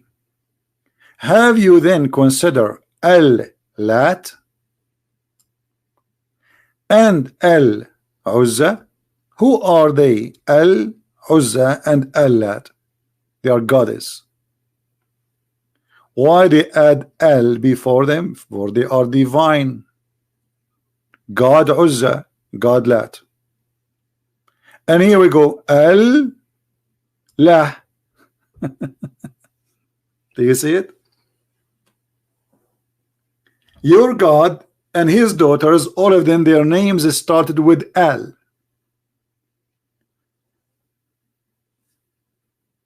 Manat is the only one does not start in the Quran with L. And the reason he did not, supposedly because he want to make it sound easier for pronunciation.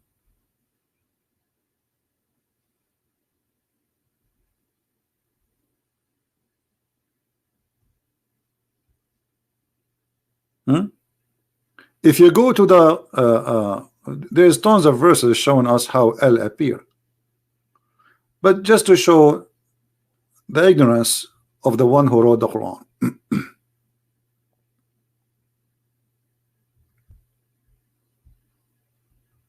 When you start reading the names of your God, what do you say? In the name of Allah, Al-Rahman, Al-Rahim. Let us analyze. Those are the first three names appear in the Quran. Allah. Let us type them one by one and try not to laugh. This is Allah. Allah. This is the first one.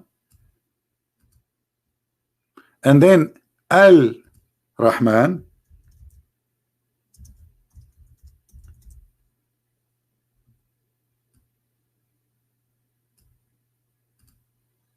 And then Al-Rahim.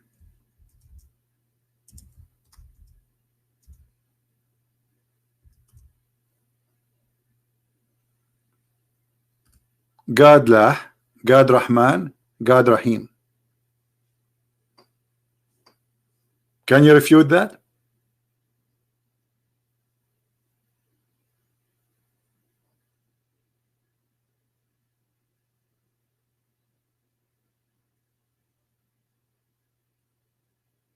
Al is a word mean God. If you go even to the names in the Quran,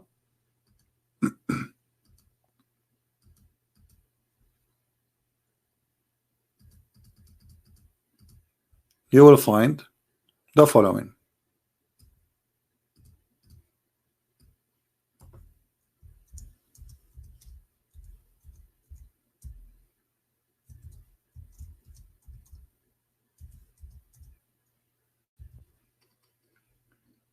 Ya Bani Israel,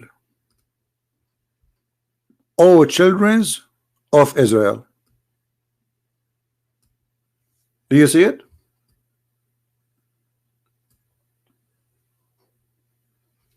Here we go. El is a word meaning God. In the ancient Hebrew, it was Al. So Israel used to be Israel.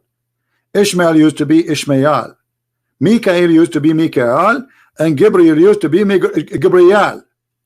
So Al either is appearing in the front of the word to make it about God, or at the end of the word or the name to make it about God. So Muhammad is a thief. He stole all those words. He do not know what they mean. The second he stole the word Israel, he just proved to us that he is a false prophet. Because who is the God we are talking about?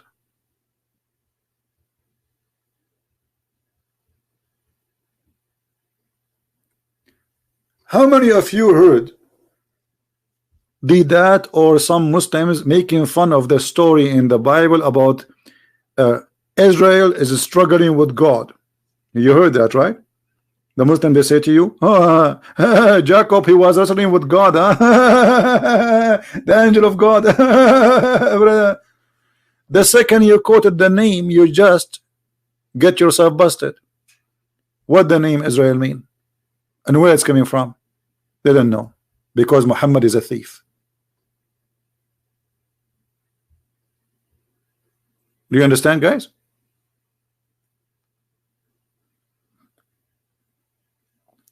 If you ask Muhammad what Mikael mean, he do not know. Okay, Jibreel, he don't know. How you are a prophet of this God, yet you do not know why their names is like this, and what their names mean, and why the God he called his angels by Hebrew names. Anyone can explain to me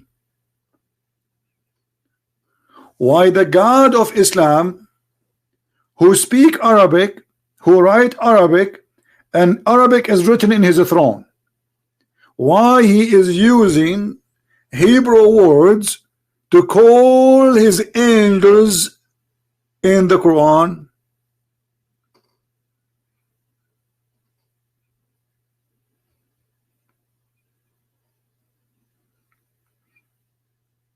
I think today our video is kind of too much information.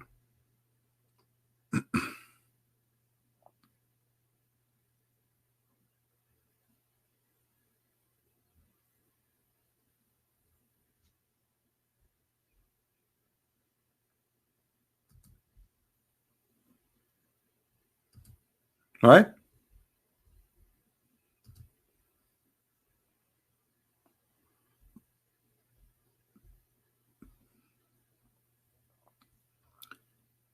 Do we have any Muslim would like to say anything?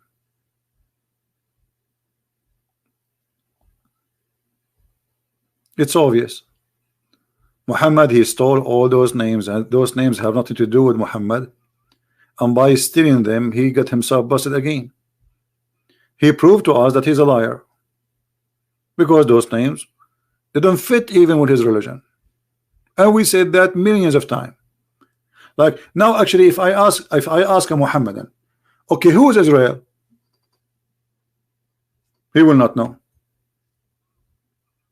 Any Muslim can tell me where in the Quran it says who is this guy, his name is Israel, and why his name became Israel. They don't know.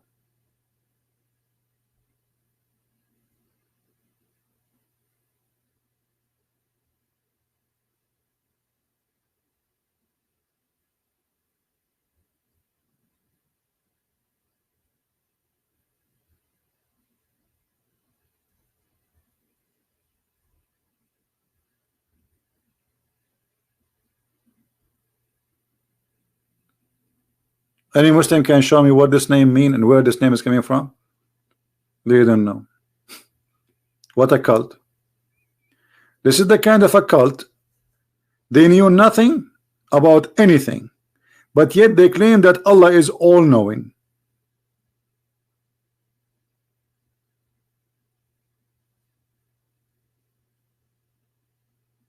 Who is Israel? I mean, have you ever heard of a God? He keeps saying, "Oh, children of Israel, oh, children of Israel," but yet this God, he never said, "Who is this guy Israel?" How we will know who is he? This man, his name Israel.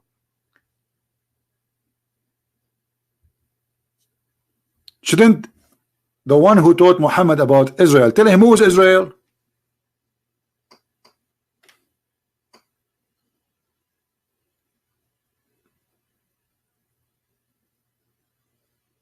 They don't know. No, they cannot say they don't believe in Israel that exists. You see, the problem, the Muslims, they cannot say we deny Israel because it's in the Quran. And not only that, actually, the Quran says that this is the land of the Jews. You see, the problem, most of those who speak with the Muslims and the Muslims, they are ignorant, they don't know. The Quran confirms that the land of Israel is given to them. Chapter 5, verse number 21. Allah, he said to Moses and to his people, "O my people, enter the holy land which Allah assigned into you." Do you see it? Yes, Allah is a Zionist. Do you see it? They say to you that this is not your land. This is what they say. They say Israel is not the land of the Jews. The Quran says so. Not a single time the word Palestine mentioned in the Quran. You see here in the translation they put the word Palestine between two brackets. Never exists in the Quran. Not even once.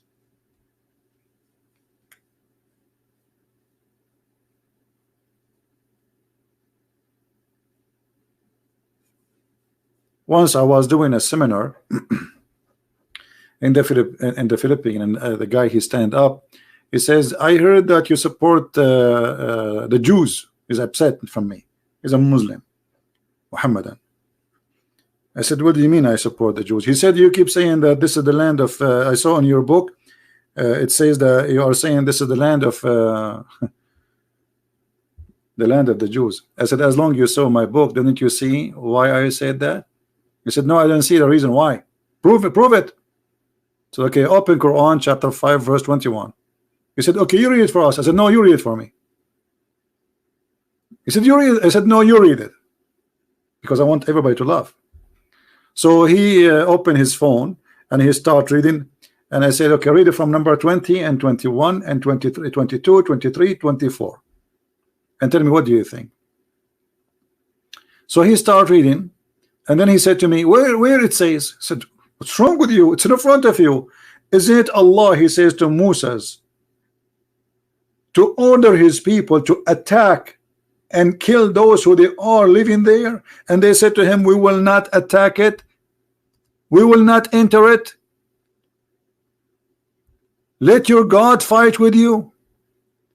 And only two Jews agree with Moses to attack, and according to the Quran, those are the good believers. And then Allah, he punished them for 40 years not to enter the Holy Land because they disobey Allah.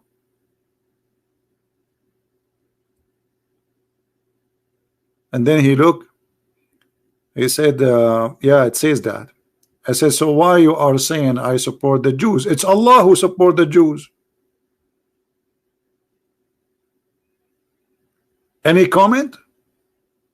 He sat down and his head is moving around left and right.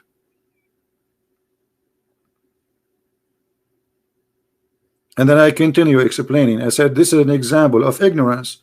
Our friend here, he is challenging me to find him a reason to believe that Israel is the land of the Jews when his book is saying that."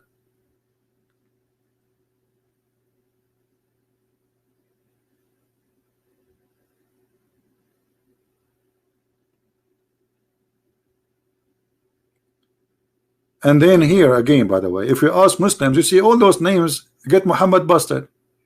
What Musa's mean? They don't know. How Musa's called Musa's? They don't know. Why God he chose the number 40 to forbid it from the Jews? They don't know. They don't know. And then, by the way,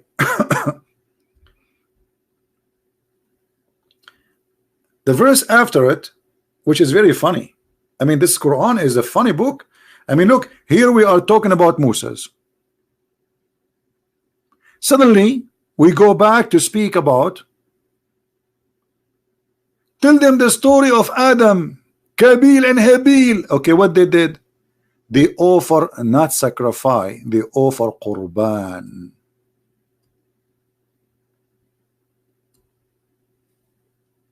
What is the origin of the word Qurban? Anyone knows?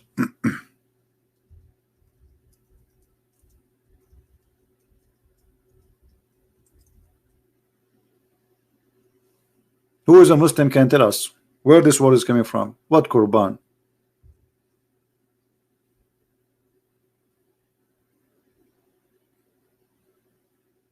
Ask any Hindu.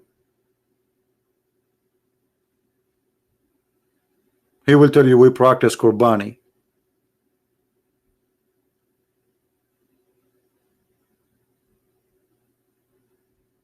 What is that? What Qurban mean? How this word is in the Quran?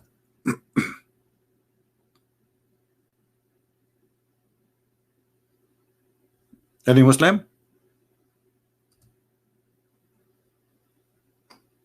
No, Quran is a blood sacrifice. Qurban is a blood sacrifice.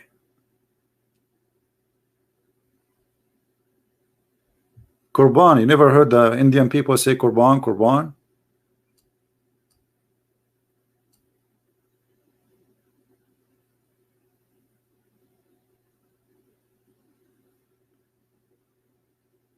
And then if you read the story here, you would die laughing.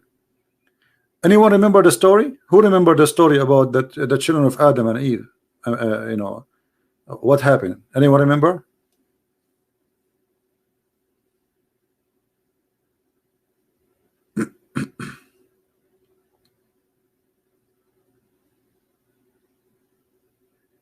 Qurban is a blood sacrifice. Anyway, we can say this is language sharing, no problem, but not the problem. But here there's more. Read carefully. The story of Cain and Abel, that Cain and Abel, both of them, they are supposedly brothers. And according to Muslims, each time Eve, she delivered twin, but they are not one twin. They are like one male, one female. And Adam, brother, he used to marry the twin from this delivery, like the male, to the female from the other delivery. You know what I mean? So he don't marry the twin to the same twin from the same delivery. He married him to the other one. But what happened here, brother, that the sister, one of the sister, she have a cross eyes, brother. And now both brother, they want to marry brother, the women or the sister who have no cross eyes. This remind me of the story of the guy in the what is called, the love gear, the love guru, when they speak about the cross eyes. Cross eyes. And then Allah, he asked them to offer sacrifice.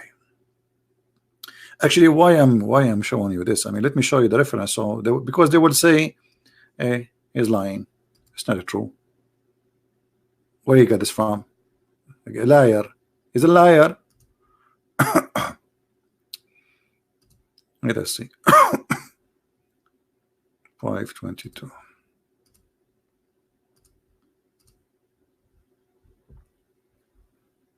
Every interpretation, by the way, have different mood and different story. So when you read Islamic story, doesn't mean they are all the same. Depend in the hummus, the scholar he was eating in that day. All right, this is Ibn Kathir.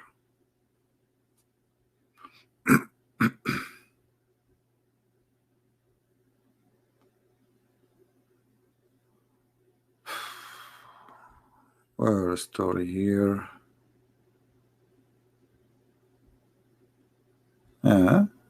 What, there is no story?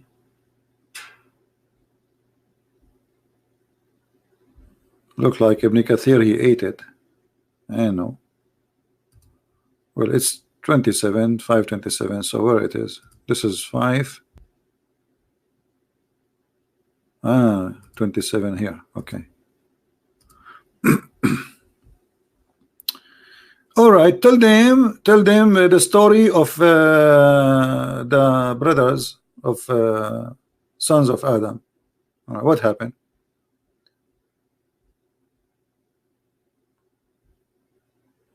Where is the story? Look like Ibn Kathir in English. The story is eaten by the goat. Where is the story?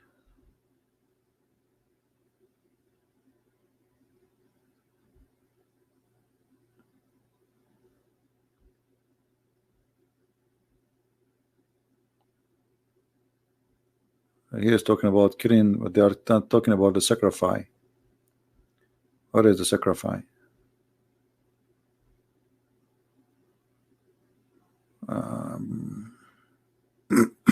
Yeah, here we go. I thought they because sometimes they delete the whole story. They do it. They have history. All right. And then it says, Allah allow Adam to marry his daughters to his sons because of the necessity of such a action. Then also said that every delivery Adam was given a twin, a male and female, and he used to give the male of the one twin to the other twin in marriage. Habil's sister was not beautiful. No, actually it was across eyes according to the story, while Kabil's sister was so beautiful, hot, resulting Kabil went on her for himself instead of his brother. Adam refused unless they both sacrifice, and he who will sacrifice was accepted, which means by Allah, would marry Kabil's sister. Habil's sacrifice was accepted, while Qabil sacrifice was rejected. And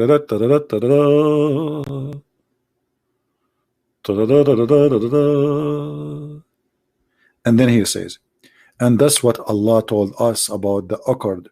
Ibn Abi Hatim recorded that Ibn Abbas said, during the time of Adam, the women would not allow to marriage for her male twin, if. But Adam was commanded to marry her to any of her other brothers. What other brothers? In each branch, okay, Adam was given twin, male and female. A beautiful daughter was once born for Adam, and the other one was not beautiful. So the twin brother of the ugly daughter said, marry your sister to me, and I will marry your sister to you. He said, no, for I have more right on to my sister. So they both offered a sacrifice, and the sacrifice, the one who offered a sheep, the sheep was accepted, while the sacrifice of the other twin brother of a beautiful daughter, which consisted some produced, was not accepted. Any Muslim have a comment? And actually it says clearly that the one his sacrifice is not accepted because he offer vegetables. Allah is not vegetarian.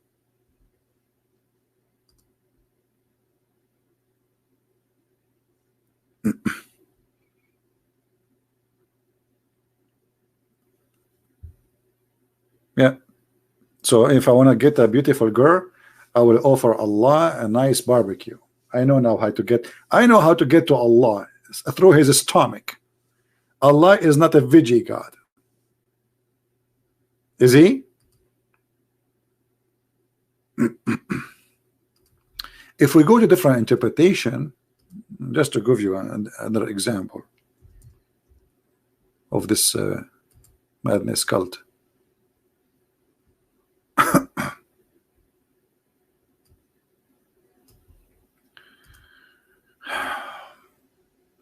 Five 27. Man, the website of the King of Jordan is working. Look, look like he get paid by the American. He's paying his bills. So, and recite, O Muhammad, to them, the people, the story, the tale of the two sons of Adam, Abel and Cain, truthfully, بالحق, by the truth. Okay, okay, and then they sacrificed to God. And Abel's case was a ram, and Cain, he gave some green crops. Shame on you, Cain. You give God, you give Allah green crops. What's wrong with you? Huh? You want Allah to eat some carrot?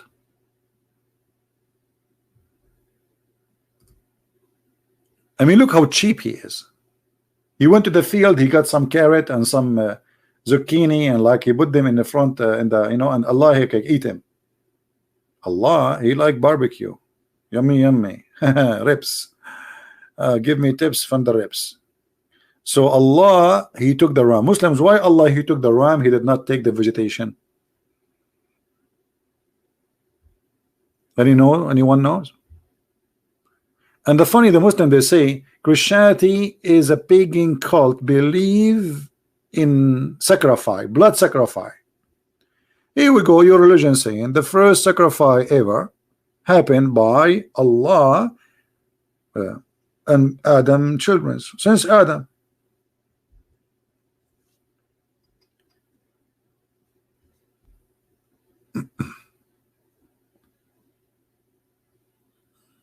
Any Mohammedan? All right, we have, yeah, we know, because we are not coming in a time where all the people will be awake or be with us. Today is Saturday night, so many people, they go out, and me myself, I don't go party. Or what I need to do, the party come to me. I give Allah a sacrifice and the party will come. Oh, what you need, some ribs and some steaks. Yeah. What is that? What is this story? Where Muhammad he got this story from? And each time Eve, she delivered a child, she delivered a twin. Are you sure? Why not 4? And by the way, Muslims, they believe too, just to show you the contradiction. Let me see if I can find the hadith in English. Hold on. I don't think I will find it in English, but we will try.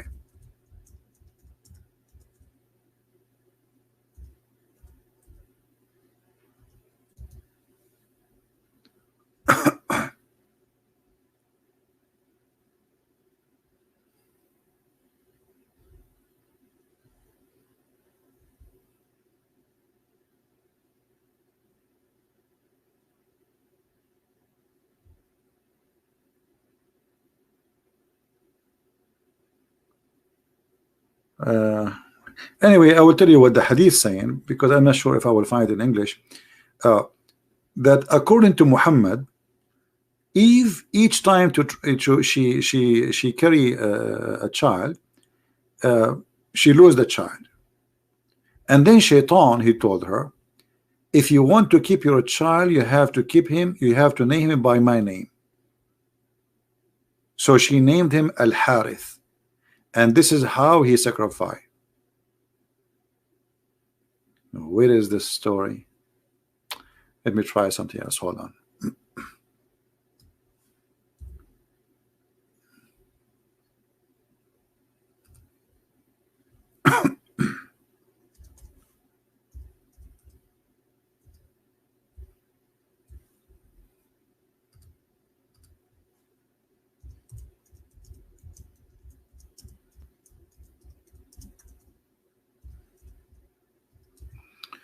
Let us see.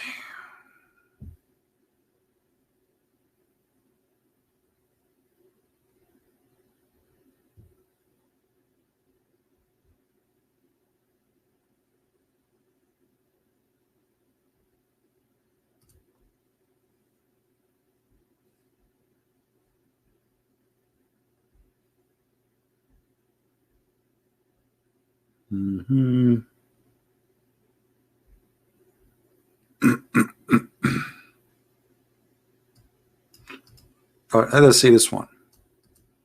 I don't like to, to say something without showing it. So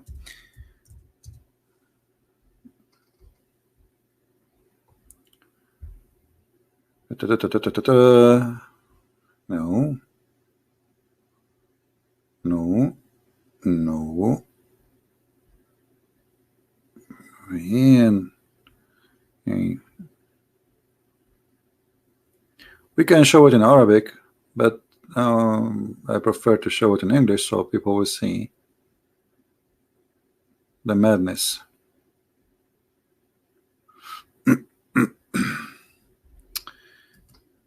Okay.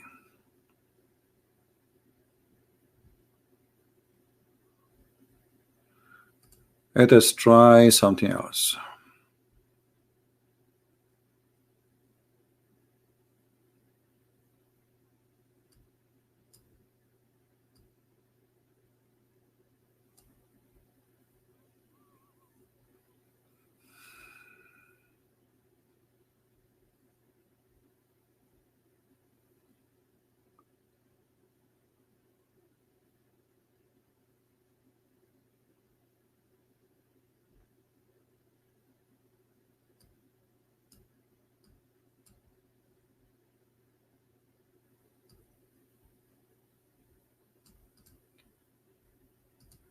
Let us try this one.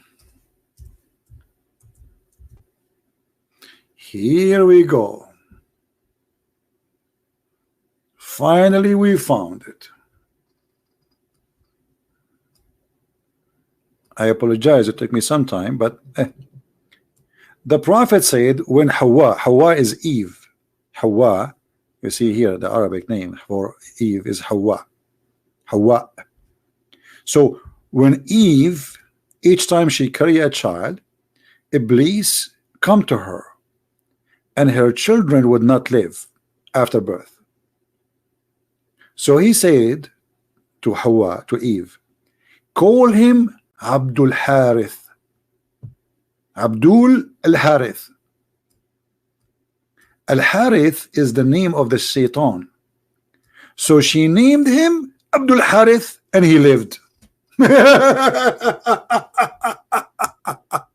Hold on. So the first child of Eve, his name is Abdul Harith. So who are they, those Abel and Cain? Muhammad, Mr. Muhammad. Who is Abel and who is Cain? If the first child of Eve is Abdul Harith, son of Shaitan, slave of Shaitan.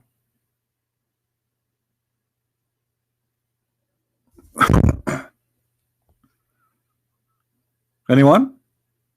I think we have enough for today. Did we give you a headache?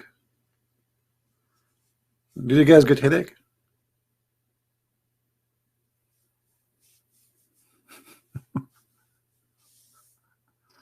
Abdul Harith. True story, brother. Muhammad, he said things, and by the way, this hadith is da'if, brother. Why? Because it's get Muhammad busted, you know.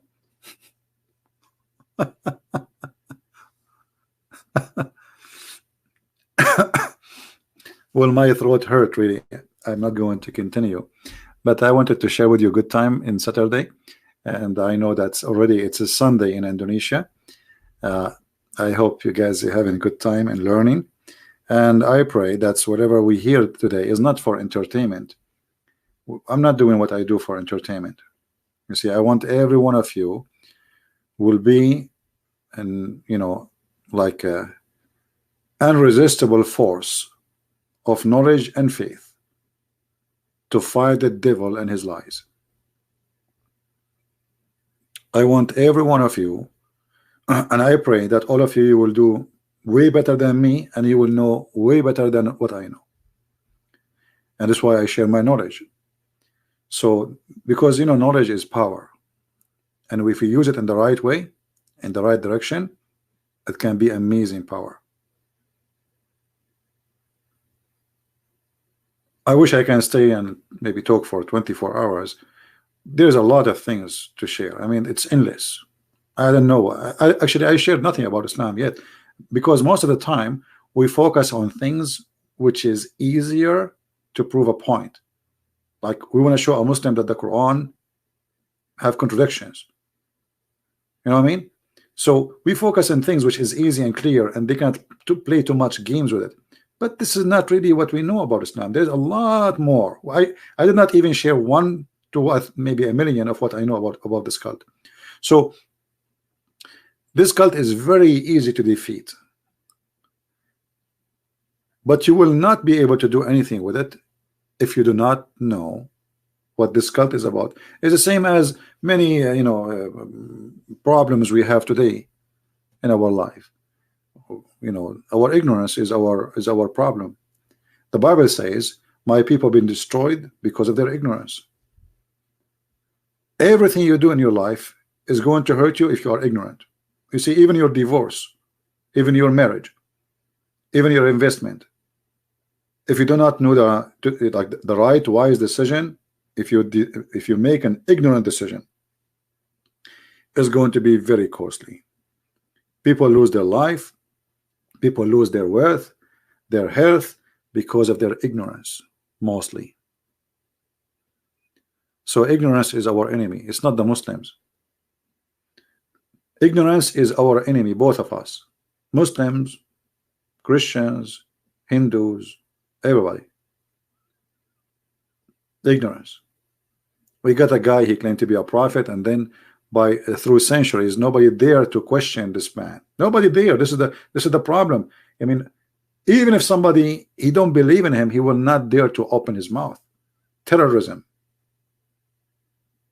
They terrify you, so you will go mute. Like you see today in Iran. In Iran, people after more than 40 years, they are in the street screaming because they are hungry. When hunger strike, they don't care for the God Allah no more. They don't care for Khomeini. And if they are really hungry, this revolution now is just started 2 days ago, will never stop until they take all the mullahs. We don't know what will happen next.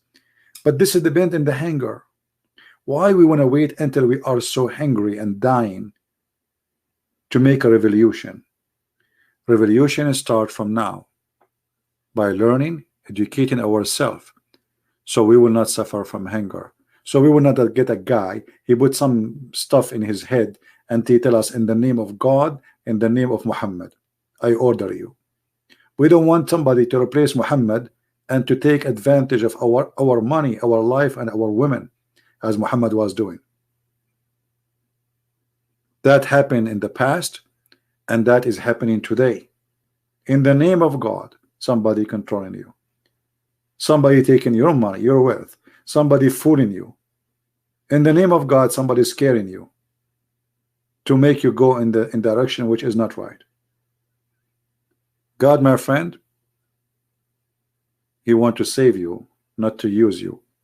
This is why Jesus said, Sabbath was made for the man, not the man was made for Sabbath. Correct? The Jews,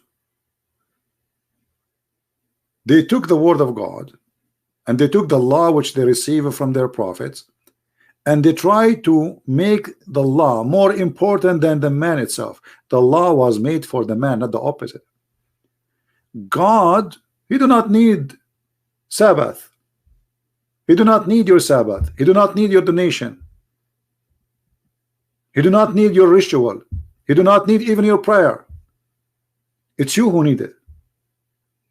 So if the law lost the purpose, which is the man, when we say the man, we mean human being, the man and the woman. So if the law lost the purpose and the law became holy, and it's not the man who is important, then that law is not from God no more. You know what I mean? So the Jew, they start doing the same as Muhammad he is doing today. They start worshiping law which made by Muhammad, and it's not the man who is important no more, when the law supposedly made for the man, for the benefit of the man. But Muhammad is a person who made the law for his benefit. This is why in the Quran he says, the fifth of the booty is for me, the fifth from the attack for me, the best of the booty is for me, any woman she want to give herself to me, because he is God.